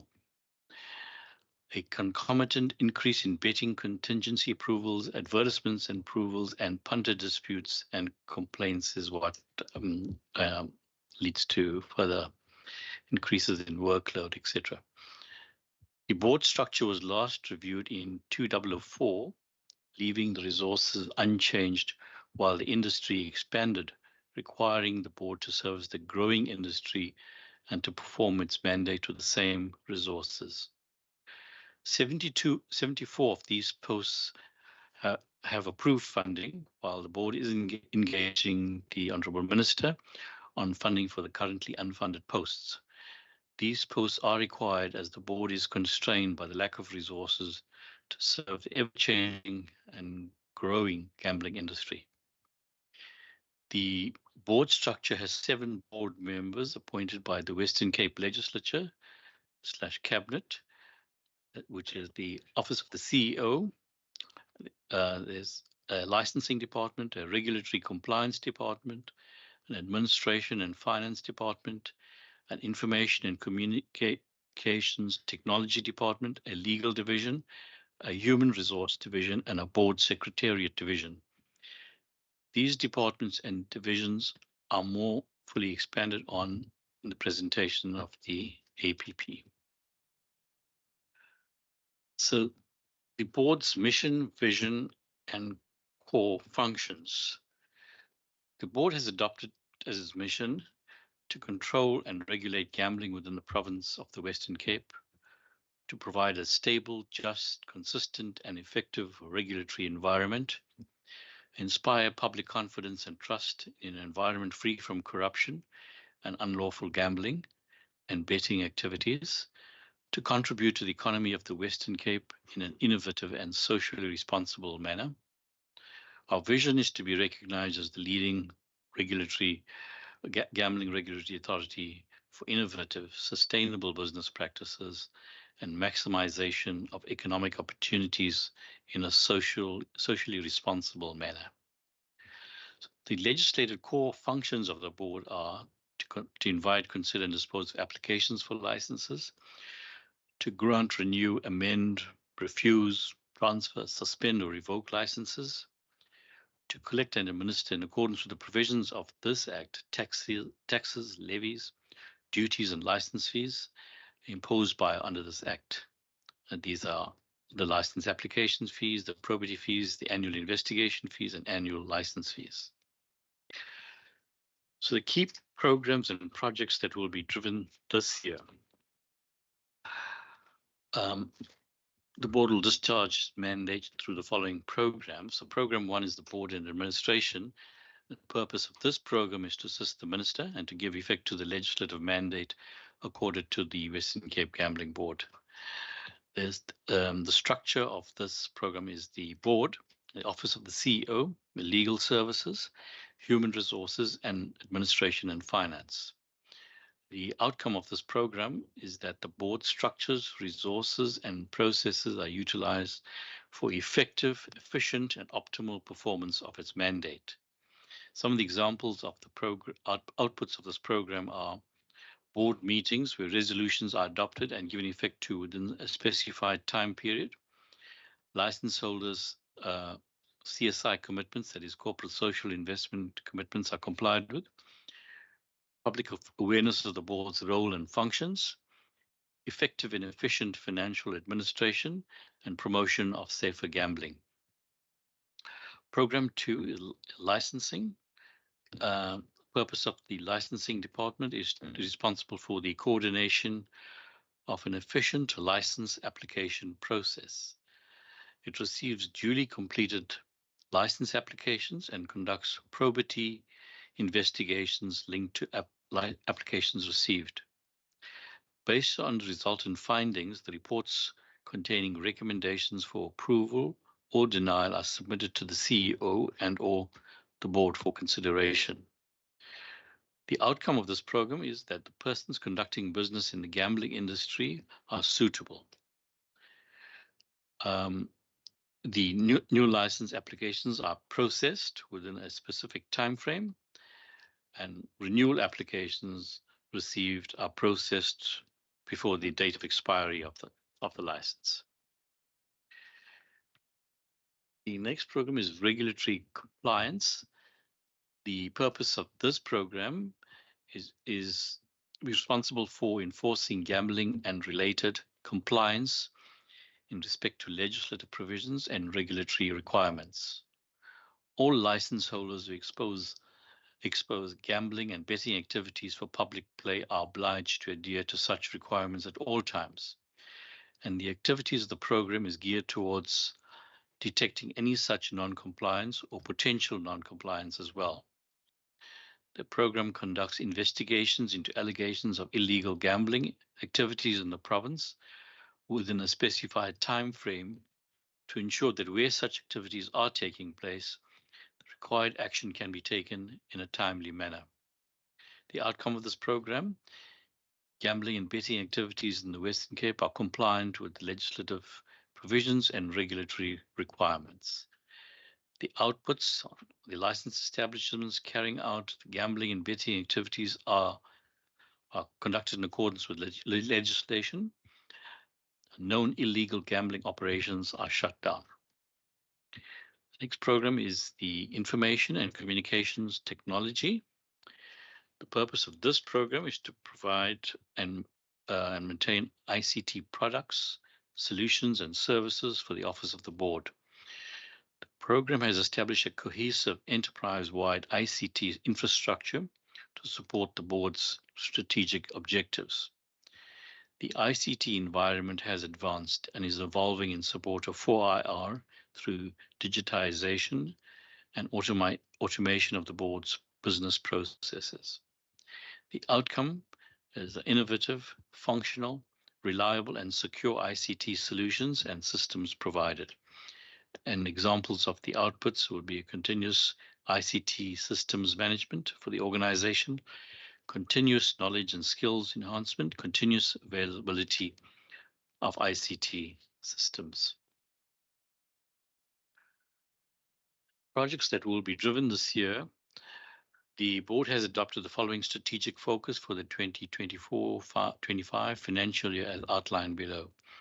Firstly, the licensing of further modes of gambling in terms of the categories of licenses that the board is mandated to license in terms of the Act and the National Gambling Act. Implementation of the approved organizational structure review outcome, technological advancements for the board, and safe and responsible gambling.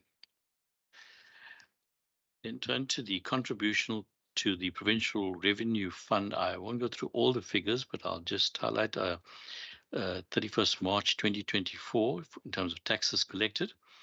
For the casino industry, the taxes collected is approximately 384 million. Horse racing and betting is 980 million. The limited payout machines, 135 million. So the total taxes collected roughly 1.5 billion as of 31st March 2024. This amounts to an increase in tax collections of 427,000 Rand, which is a 40% increase. The government grant for the past year was 21.1 million. The government grant as a percentage of tax is approximately 1%. The gambling industry in the Western Cape therefore makes a significant contribution to the provincial fiscus.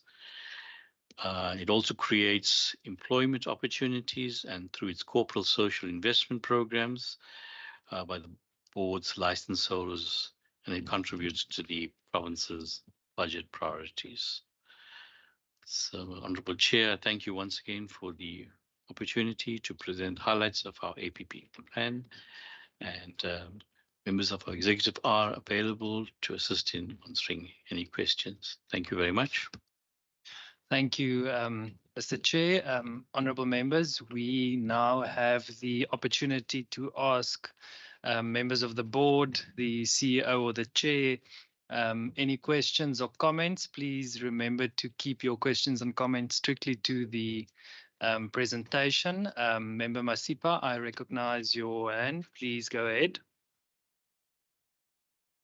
Thank you, Chairperson, and thank you very much for the presentation, colleagues. I actually like the presentation. It's actually written in the way when I was doing my MBA, they expected me to do that, but I failed. But thank you very much. I have got a question with regards to, you spoke about social responsible, manner. And you indicated that, there are a CSI commitment and promotion of safer gambling. I just want you, if you don't mind, just to, expand a little bit in terms of really the, initiatives that are out there, that are supporting this that you have indicated. The second one is on page 5. You talk about the income of 1.01 billion, but then page 10, that's at the end of March. 2024, sorry, end of year 2024. But then on page 10, in terms of the slide, your income was 1.5 billion, end of March 31, 2024. Just clarity there in terms of what was the reason for the difference from 1.011 billion to 1.5 billion. And also page 8, you talk about, you know, when you grant the license, you talk about person that are suitable, you know, to that are being granted. What are the suitability criteria? You know, if you can really maybe just talk to that, I'll appreciate, expand a little bit. And lastly, with regards to illegal gambling, has there been, I understand that everyone, you know, engaged in the gambling in the Western Cape is compliant. Have we met cases of non-compliant? And if we did, what are measures that have been taken to deal with those issues? Thank you very much. Thank you, Member Masipa. Any other members for questions or comments? Let's take that as a no for now. Mr. Chair, over to you. Thank you, Chair. Firstly, I'll address the what we call the corporate social investment, which is imposed on licensees. Very roughly, there are contributions made by licensees towards these corporate social investment projects.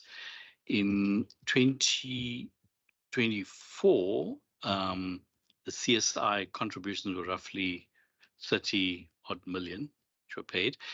And the beneficiaries of those are entities such as early childhood development organizations, schools for equipment and learning resources, sports equipment, tourism boards, community police forums, community disaster programs, organizations for physically challenged persons.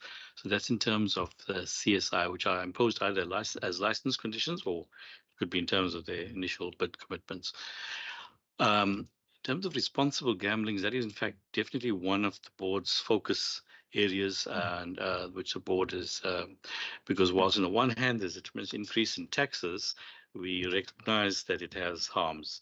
And so we have responsible gambling committee dedicated to that. We have quarterly meetings with industry and as to the measures being put in place to ensure that problem gambling or responsible gambling is encouraged. There are many other initiatives which we're trying to get in place. For example, the self-exclusion programs and that type of thing. Anything else on? We also liaise quite closely with the South African Responsible Gambling Foundation, do a lot of work in terms of treatment, etc. And we last year held a huge summit with all members of the industry were invited to share ideas, etc., how to deal with issues relating to responsible gambling. Yes, and then the board also has awareness programs, I think largely radio programs and maybe outreach to schools on the ills of gambling.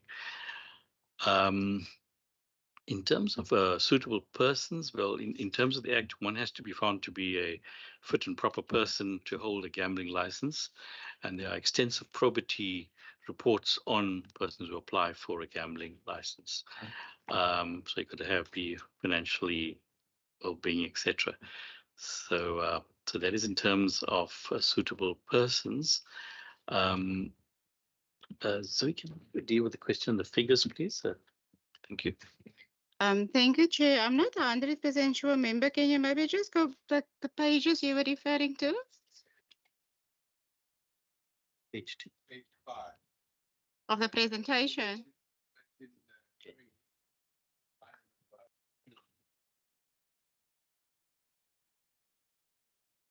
Take check 6 piece from 25 billion.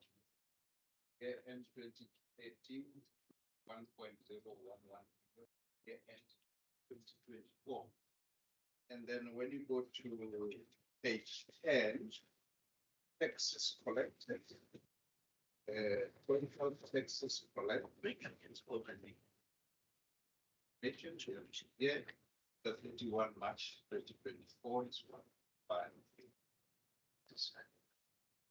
Okay, so I think I understand. So member, so the bookmaker taxes increase, you says 1.1 billion, but the bookmaker taxes increase are included in the 1.5 million. So if you look, for example, at so we have the casino industry and horse racing and betting. So that amount would be the 980 would form part of that. Let me just see from the bookmaker increases.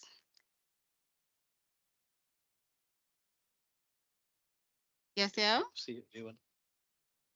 Yes, so if I may, the taxes on bookmakers, all taxes for the province. But what the province has decided was to give 3% of bookmaker taxes on horse racing to the totalizator. So they then gave half of the bookmaker horse racing taxes they give away to the totalizator. It happens at quite a number of other gambling boards as well, other provinces, and some of them have rescinded that matter. And I know that this province was looking at it at one stage, but currently they still give away part of their taxes to the totalizator for development of the actual race course. Yeah, so that's the story. Okay, sorry. So totalizator is the entity that actually puts up the race. So whether we have horse races, they would actually own the race course. They would get the stakes together, and they would actually then run the race where people would be betting on. And that's the totalizator. That's the person. They also then have what you call the totalizator bets, which they can take, which is pool betting.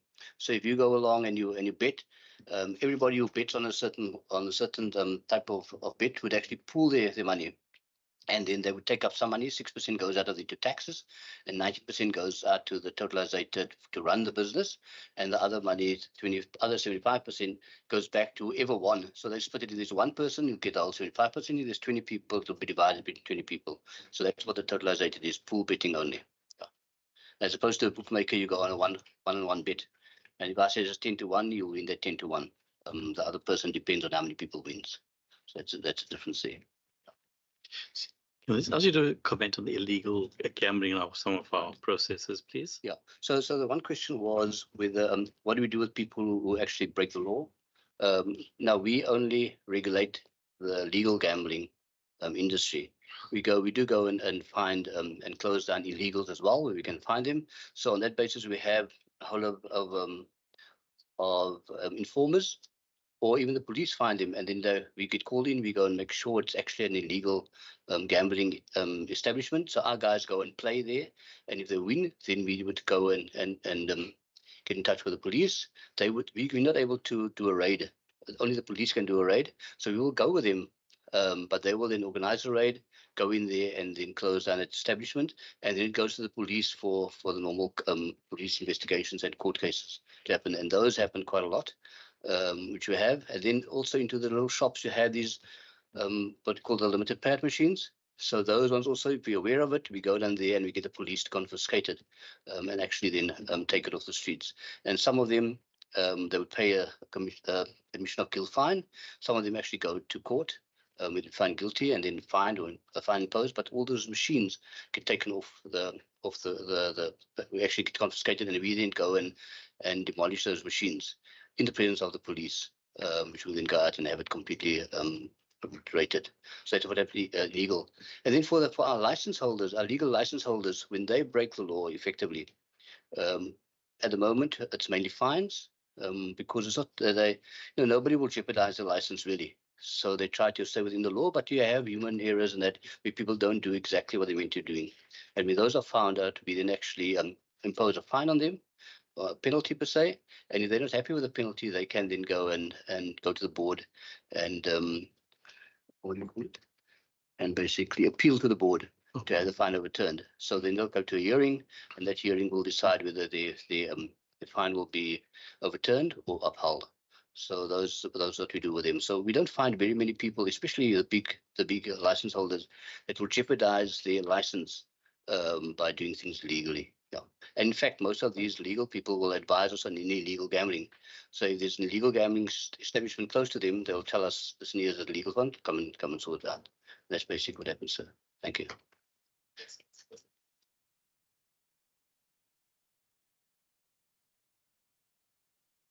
Yeah. So yeah, we do list those who are legal. So there would be a listing of licensed entities. There'll be bookmakers and casinos and the LPM. So those are listed. So people are meant to know, but not all people know because I mean, if they see a machine, they think it's a machine, you know. So, but we do try and through our awareness programs help them identify what is an illegal machine and what is an illegal establishment, what is not an illegal establishment. So quite often when we went out on the two-song programs, we would get people coming to us and telling us, but there's a machine around the corner there. So they are aware of it now. And we have been, in fact, after those two-song programs, we've been advised of quite a lot of illegal activity inside the townships and that. So it's really assisted us quite a lot in those programs, but we do also have our informers running around here. So that's what we thank you. Thank you very much, honourable members. Another round of questions. I did see the member constable. Please feel free to ask your question. And after member constable, member Masipa indicated for a follow-up question. Please go ahead. Chair, thank you very much and thank you for the opportunity. Chair, my question is based on the slide of the organizational structure. They mention here that the structure was reviewed last in 2004, meaning it was 20 years ago.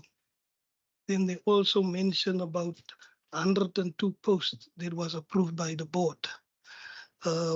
Only 74 is filled. Now the question now raised from my side is, how do this then influence your work? Where exactly is this post? And what is your process of approaching the minister with regards to this issue? Because coming to mind immediately, if we fill these positions, will it assist yourself in this province with regards to revenue enhancement or so? Or what will the impact be when it gets to the filling of this post? Thank you, Chair. Thank you, Member Constable. Member Masipa, please go ahead. Thank you. Chair, just a follow-up with regards to my questions around suitability criteria. I think this is an open platform of where, you know, we are in a public engagement. There could be people out there that want to be involved in this business.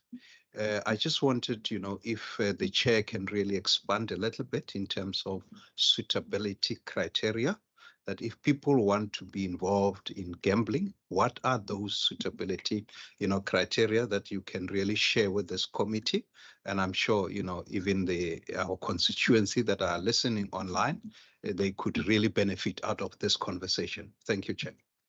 Thank you, members.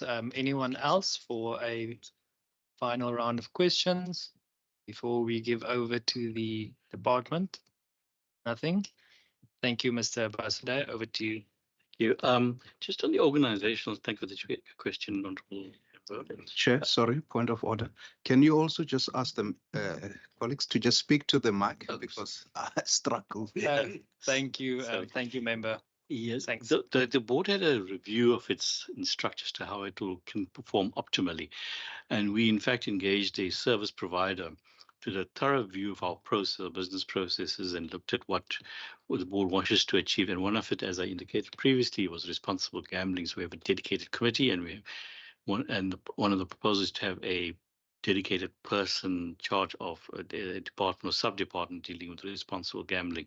So that's one of the things. So in that design, it came out that we need this structure, 102 people, and we have an approved structure of 74. So certainly that is the conversation which we are taking up with the Honourable Minister and it will certainly help us greatly to improve on our mandate. Should I add anything further to that, CEO, on the organizational structures?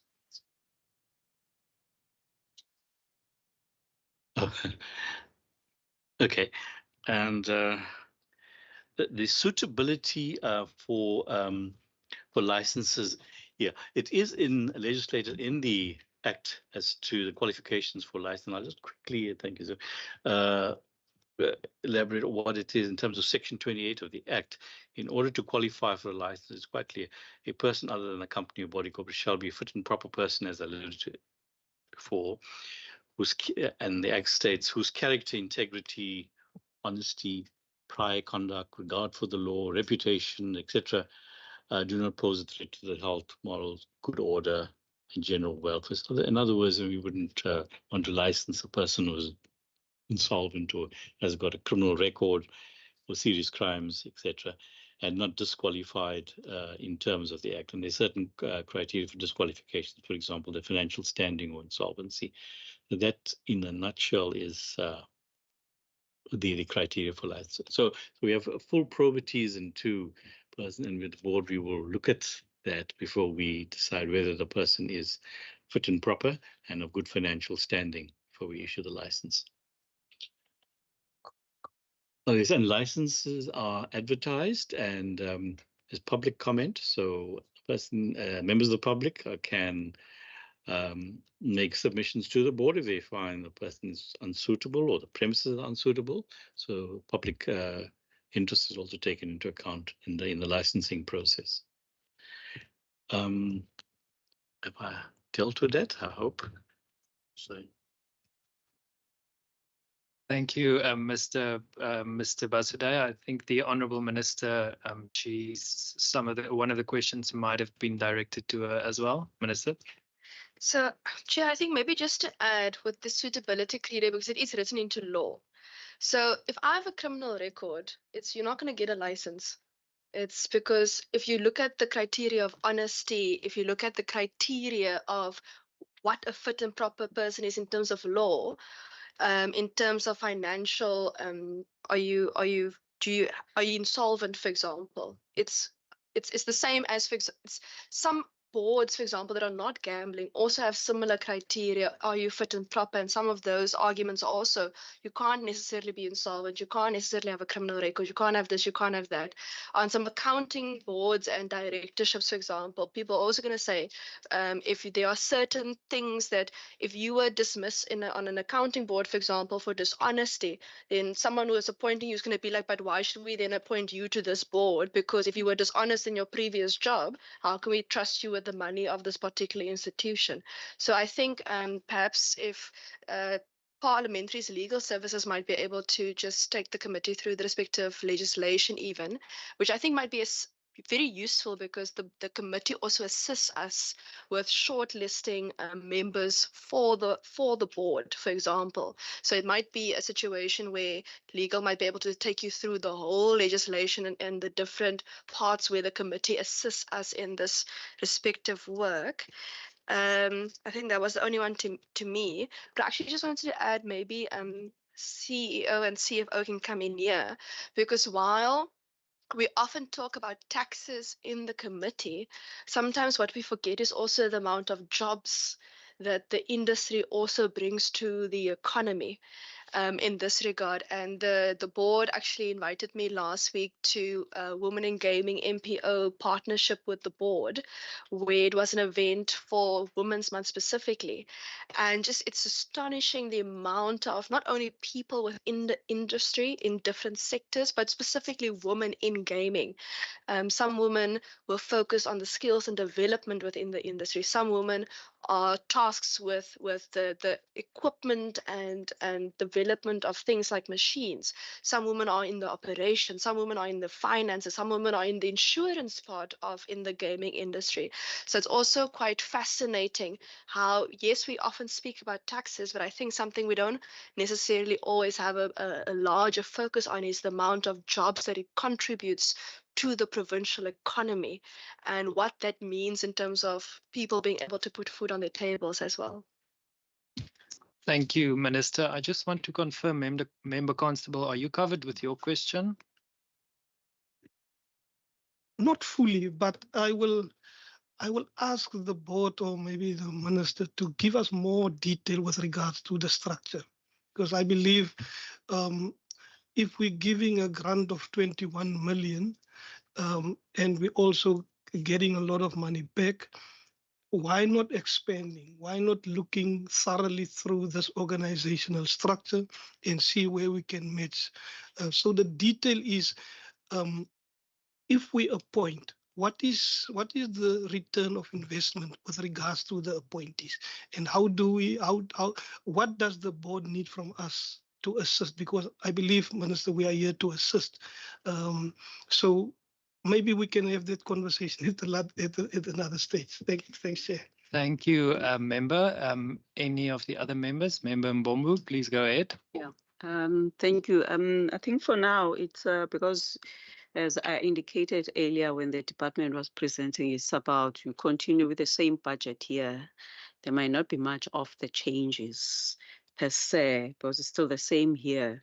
But for me, my interest was the board has got its own fiduciary responsibilities, but it's also part of contributing to the revenue for the province, specifically around the disaster and also others in regard to that. So for me, it will be about how does it work? Does it work like the board is the one who can be able to identify what is it that they'll contribute to? Understandable that the department is a shareholder. So it is the department, yes. So, or is it about that when you do your work, it's about you already know that you are supposed to be providing so much for what? How does it work in regard to that? Just making an example, previously when I was in health, there was some like during the COVID and others where you'll find that there is, as part of the revenue, as part of the whole of the fund that would have been coming from the board to assist. And then down the lane, where it will be about to assist, whether it's related to the energy or is related to the disaster. So who influences who? Like does the board become, because the board's supposed to be independent. You are the independent executive director.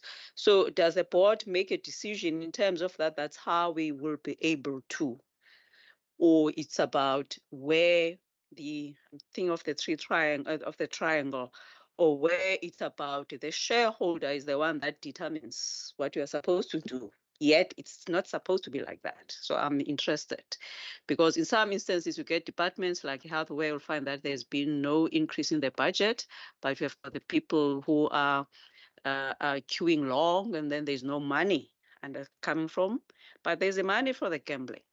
If I could make an example with a national one, where you'll find that they will be charging more money for the sugar, so the sugar tax from the National Treasury, which is supposed to reduce all these non-communicable disease. But there's a less money that goes to health. All that money goes elsewhere. Similar with the sin tax. Said, oh, we don't want alcohol, but that less money that goes to the health sector is being utilized elsewhere. So that's why I want to find out how we'll be able, with your independence, with a fiduciary function, and identify where would you want to invest without being influenced by the shareholder. Thank you, Member Mbombu. Can we take a third and final question for this round? Nothing at this stage. Over to the Minister and the board. Ask our CFO to respond, please.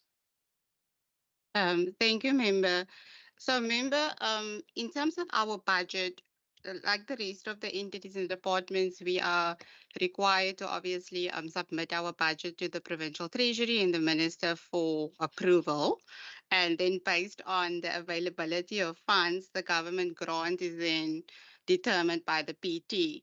The board's mandate is to regulate gambling and racing in the Western Cape, and we obviously collect taxes on behalf of the provincial fiscus.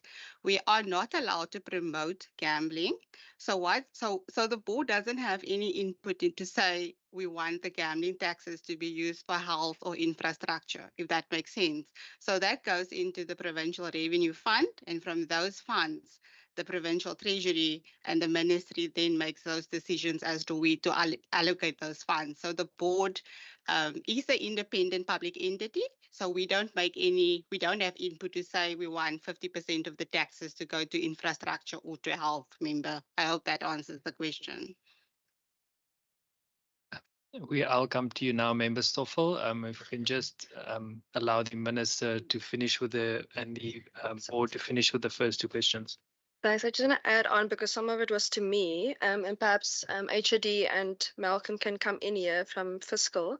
From the this was the COE, that goes through the budget process. So we will take into consideration what the board comes through the budget process. So every department, every entity through the budget process will bring their respective business plans, and we go through the MTEX to say, okay, based on what everyone wants, because everyone will bring everything that they want, and then you go through the budget process and you come out with the budget plan, the budget after that.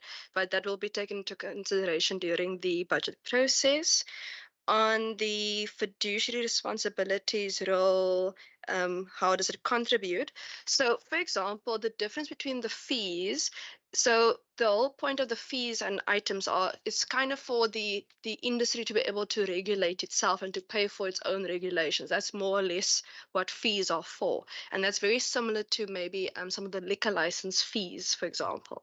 Whereas the taxes, the board and the entity essentially collect on behalf of the province. Essentially, that goes into the provincial revenue. Now, a good example is these particular taxes. Some taxes nationally or provincially gets ring fenced and some do not. So this does not get ring fenced. It goes into the provincial revenue fund.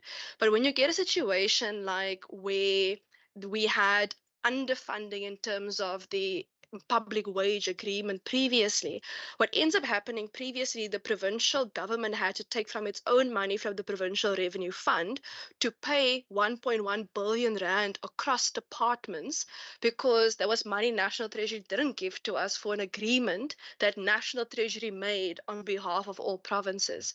So then you go into your kitty and then you say, okay, we actually have to pay for this because we don't want to lose frontline services.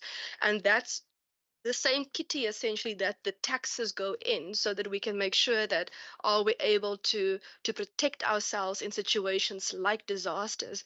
I'm sure sooner or later Minister Bradell is also going to kick my door down if National Treasury doesn't want to pay for disasters. Eventually we're going to have a conversation also about what is the current assessment showing us in terms of how much money do we need. Is National going to pay for it? We're still waiting for 2023 disaster money, never mind 2024 disaster money currently.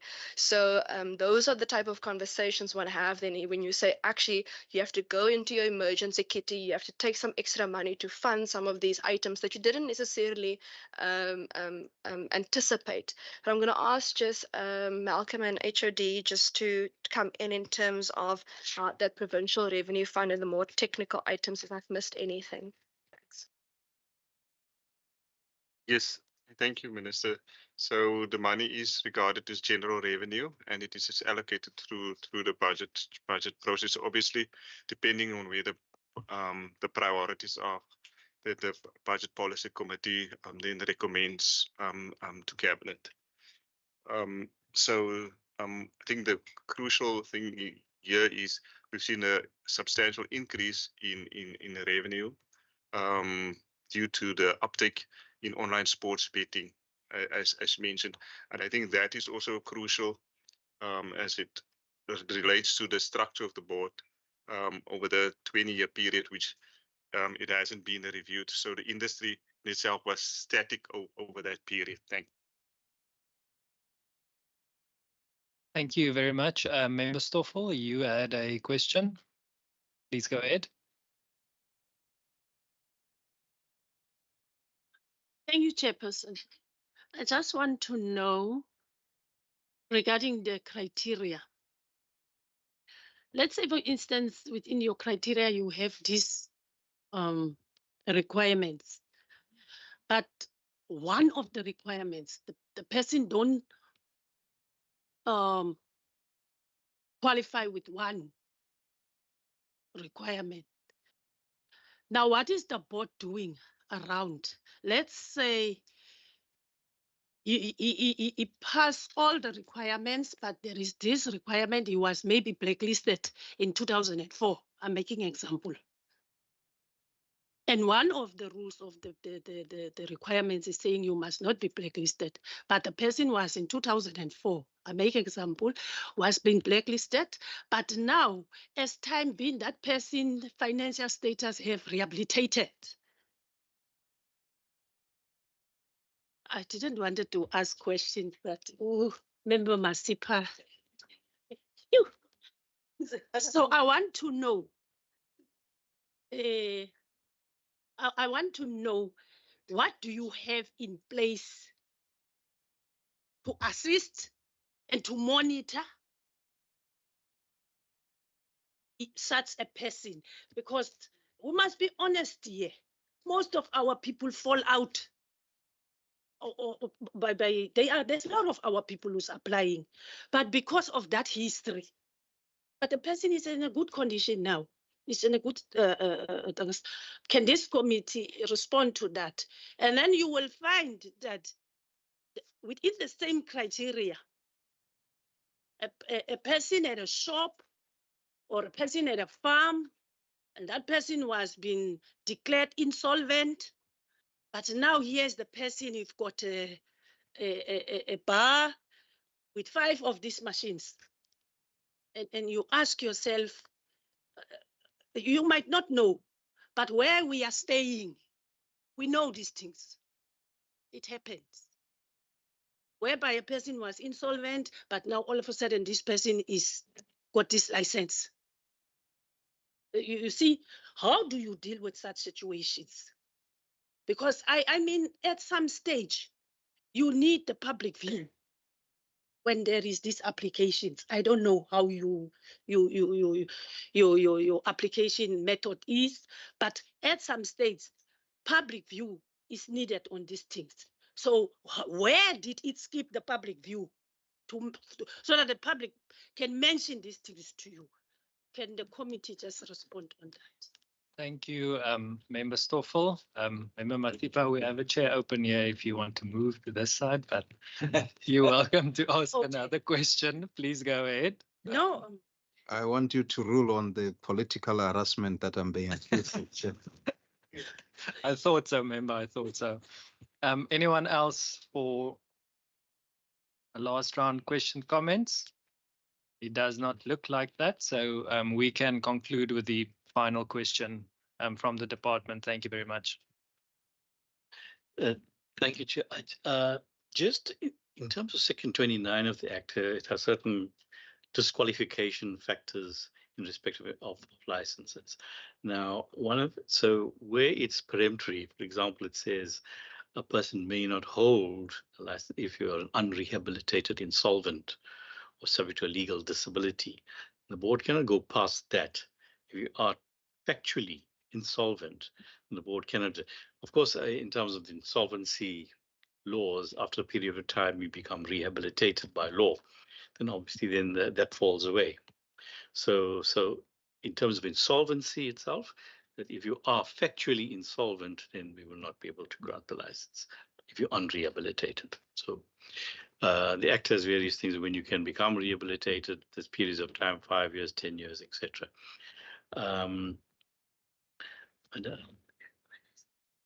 There's others like which maybe is a bit of a more subjective criteria. It's the dishonesty, where I think that's a bit of a value judgment. Then you talk about, is a person dishonest? Then you look at, when was the crime committed? What was?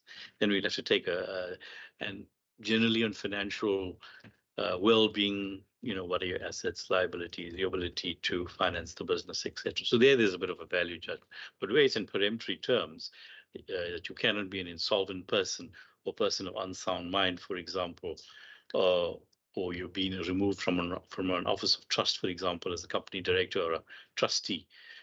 The Act, we can't go beyond that. We have to give effect to what the Act says. So that's the law. Thank you.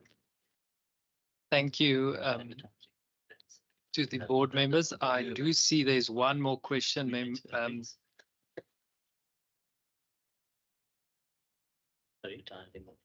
Yeah. Okay. We will come back to the second part of the question that the minister just referred to from Member Stoffel, but Member Boyson, please go ahead. Thank you, Chairperson. sorry, colleagues, but Member Stoffels raised an issue that happened to me, and the answer is not coming clear. Maybe there's some misunderstanding. When the National Credit Act was, what's the word, gazetted or established or whatever, we were all blacklisted one way or another. I got blacklisted for a university bursary that I don't not repay. We then thought, chairperson, with that act, we were all going to start on a clean slate. It didn't work that way, because you still have to take a legal route to be cleared from a credit bureau. And some of us did not have the money to go and clear, or we did not even know. Only when you apply do you realize that you still have a bad record. You know, you've paid your debt, but you're still on the credit bureau system. Now, the question reminds me of, there are people out there that when you punch in their names, chairperson, that comes up, that you were blacklisted one way or another. You've paid it off, but you did not clear yourself legally from the credit bureau. So that is a disadvantage, and our people are not aware of that.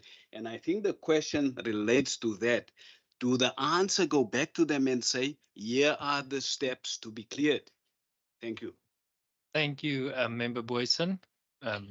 Over to Try the and answer board, it. Minister. So I think, and I refer to more insolvency, where you've actually but I think what you're talking about is more where you have a bad credit record. And understand that I don't think that is an absolute disqualifying criteria for holding a license. So the board will certainly look into that, whether you're still a fit proper person, whether you've made arrangement to pay or whatever, whether you've applied for debt review or debt forgiveness or whatever they call it. So that would be a different thing. But factually insolvent, where insolvency places a legal disability and you cannot contract, for example.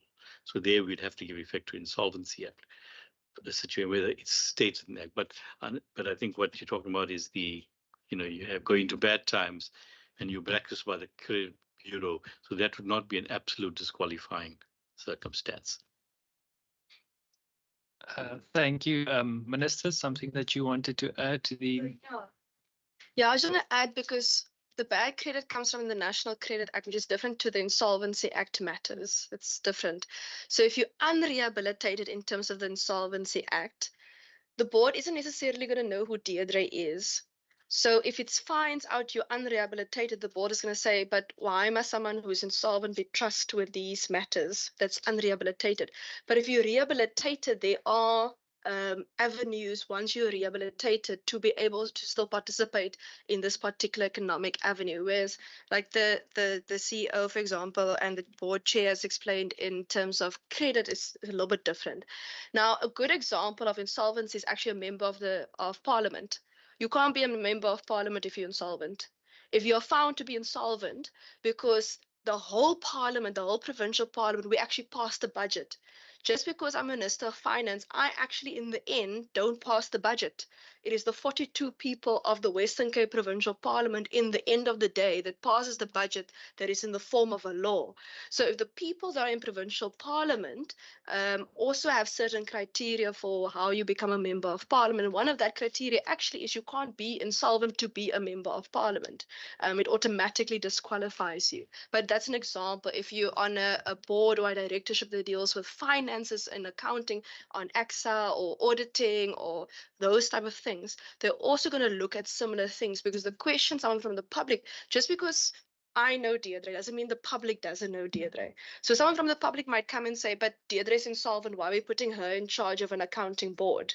They might not necessarily know my history. So in an industry such as this, the board actually has more, not responsibility, but a higher level of, I guess, responsibility to make sure that we're not just giving out licenses left, right, and center, to make sure that we are ensuring that the people that licenses are given to, that there's prudency and responsibility and trust levels are quite high. But if you know of situations where assistance is needed, I'm sure that the board will be able to give you guidance as to what the steps are, or which avenue or which unit within the board and the system that person can go through for assistance and guidance in that regard. Thank you, Minister. Member Masipa, you indicated. Thank you, Chair. So I think the question of criteria or eligibility has not been adequately addressed, and I don't think that members are clear. Because you've got this, small Wendy machines that people are having, that are operating their own kind of gambling. You've got these big casinos that are operating as well. So I think the key question is, what are the criteria for these people that are in the, call it in township, that are having their own, call it spaza shop or their own, selling premises, but they have got these machines that are really in the gambling game, if you want to call it that way. That is the question that maybe we're asking. Maybe the board is more involved at the board level. If there are technical people here on the ground, maybe they can assist in terms of just giving us the clear answer. Thank you, Chair. Thank you, Member. Over to the board.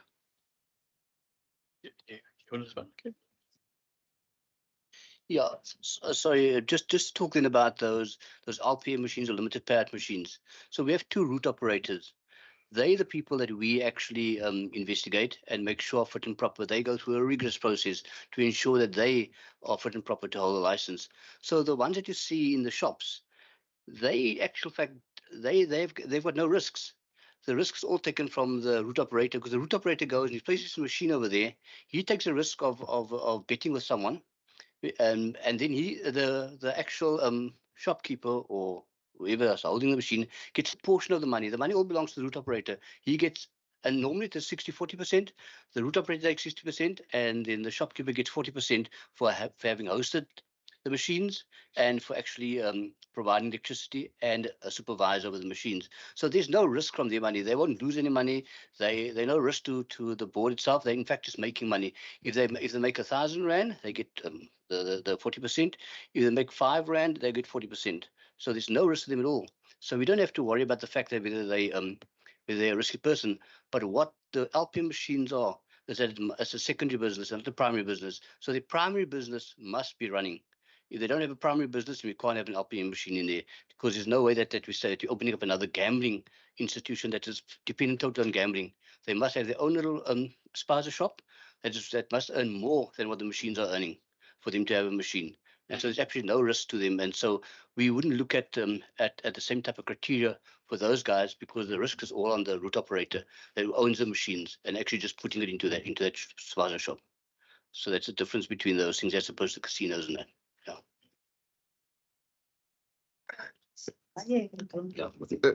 Thank you, Mr. Abrams. I think that concludes the questions or comments. Please go ahead, Minister. May I make a suggestion that perhaps just for the board to just submit the different criteria per, for example, LPMs, casinos, etc., just so that the committee has more clarity on the different criteria. Because the criteria you're going to have in the horse racing industry isn't going to be the same as you're going to have for a casino, for example. It's not going to be the same for the LPM that's in the store, for example. So maybe if that can maybe just be submitted to the committee for more clarity in that regard. Thank you, Minister. Is there any other? Okay, I would just then like to thank the Minister, the Chair, Mr. Basuday, the CEO, Mr. Abrams, all board members and officials.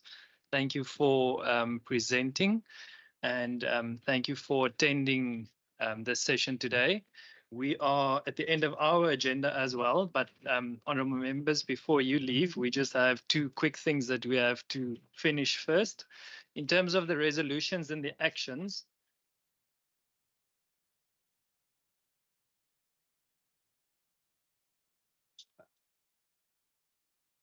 oh, I see. My apologies. I've just been informed to allow the board members and everyone the opportunity to leave first. So please feel free to do so. And thank you very much. Thank you, Chairman.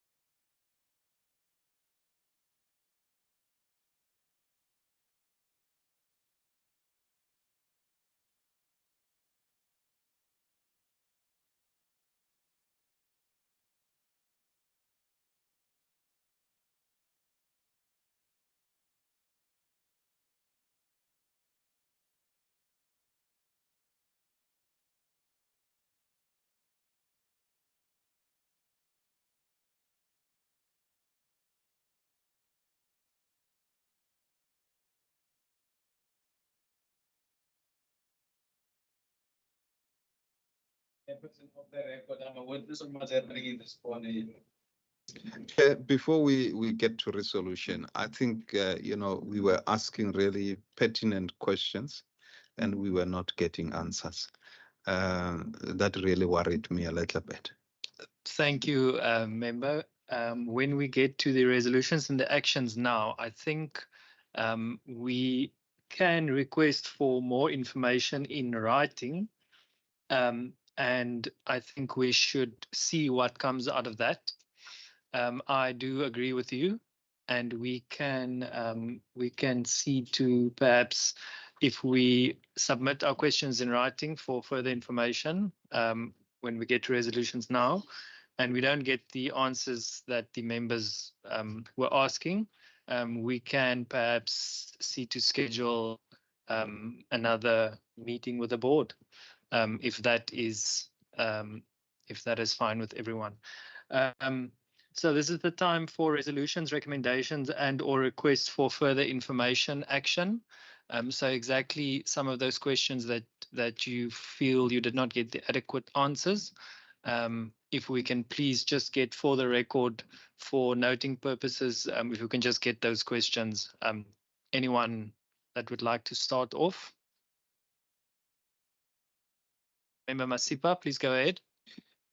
Mine is exactly to understand the criteria and obviously, to get a clear presentation on what they call the LPM and whatever, they call it the router, so that we are clear when we go out there engaging our constituency. And if they ask questions, we are very clear. So to read the, call it the act is quite an easy thing to do, but to really talk to, the application processes and so forth, if we can really be engaged thoroughly around that, just to have an understanding. I know that members of parliament may not play at the gamble. Didn't know it. I know it now. But I think those will be some of the things that will really want to be enlightened about. Thanks very much. Noted. Thank you. In agreement, all members. Thank you, Member Boyson. You wanted to add something? Okay. Did your chairperson speak on on the three of your behalves? Thank you very much, member. Any of the other members? Member Constable, please go ahead. Chair, I think out of the presentation from PT, I would like a more in-depth presentation specifically with regards to the preferential procurement policy and what the idea of this province is with regards to that. The second resolution that I want us to even discuss again is the relation between this department and the Department of Local Government with regards to interventions in municipalities, specifically on financial matters. Remember, there's a section 139, a full intervention, but then there's your FRPs, your financial recovery plans, and the unfolding of that process, if that can also be explained to us.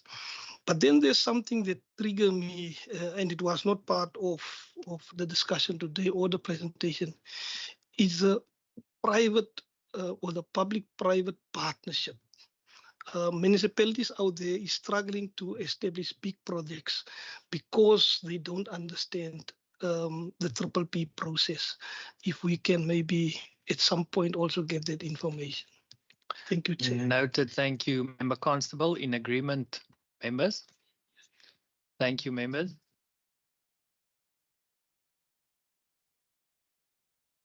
They are all reports, yes. Yeah, and so not presentations. No, just reports, yeah. Members, any other resolutions, actions, or requests for further information on any of the two presentations? I don't see any hands. Thank you so much. We just then need the last point on the agenda, consideration and adoption of the draft committee meeting. Minutes of the proceedings of the Standing Committee on Finance, which was on Friday, the 5th of July at 9:30. It was a virtual Teams meeting, and that was for the election of the chairperson. If we can just have a proposer for these minutes. Member Masipa to propose and to second. Member Constable. Thank you, members. Members, that then brings us to the end for the end of this meeting. Thank you very much. This meeting is now adjourned.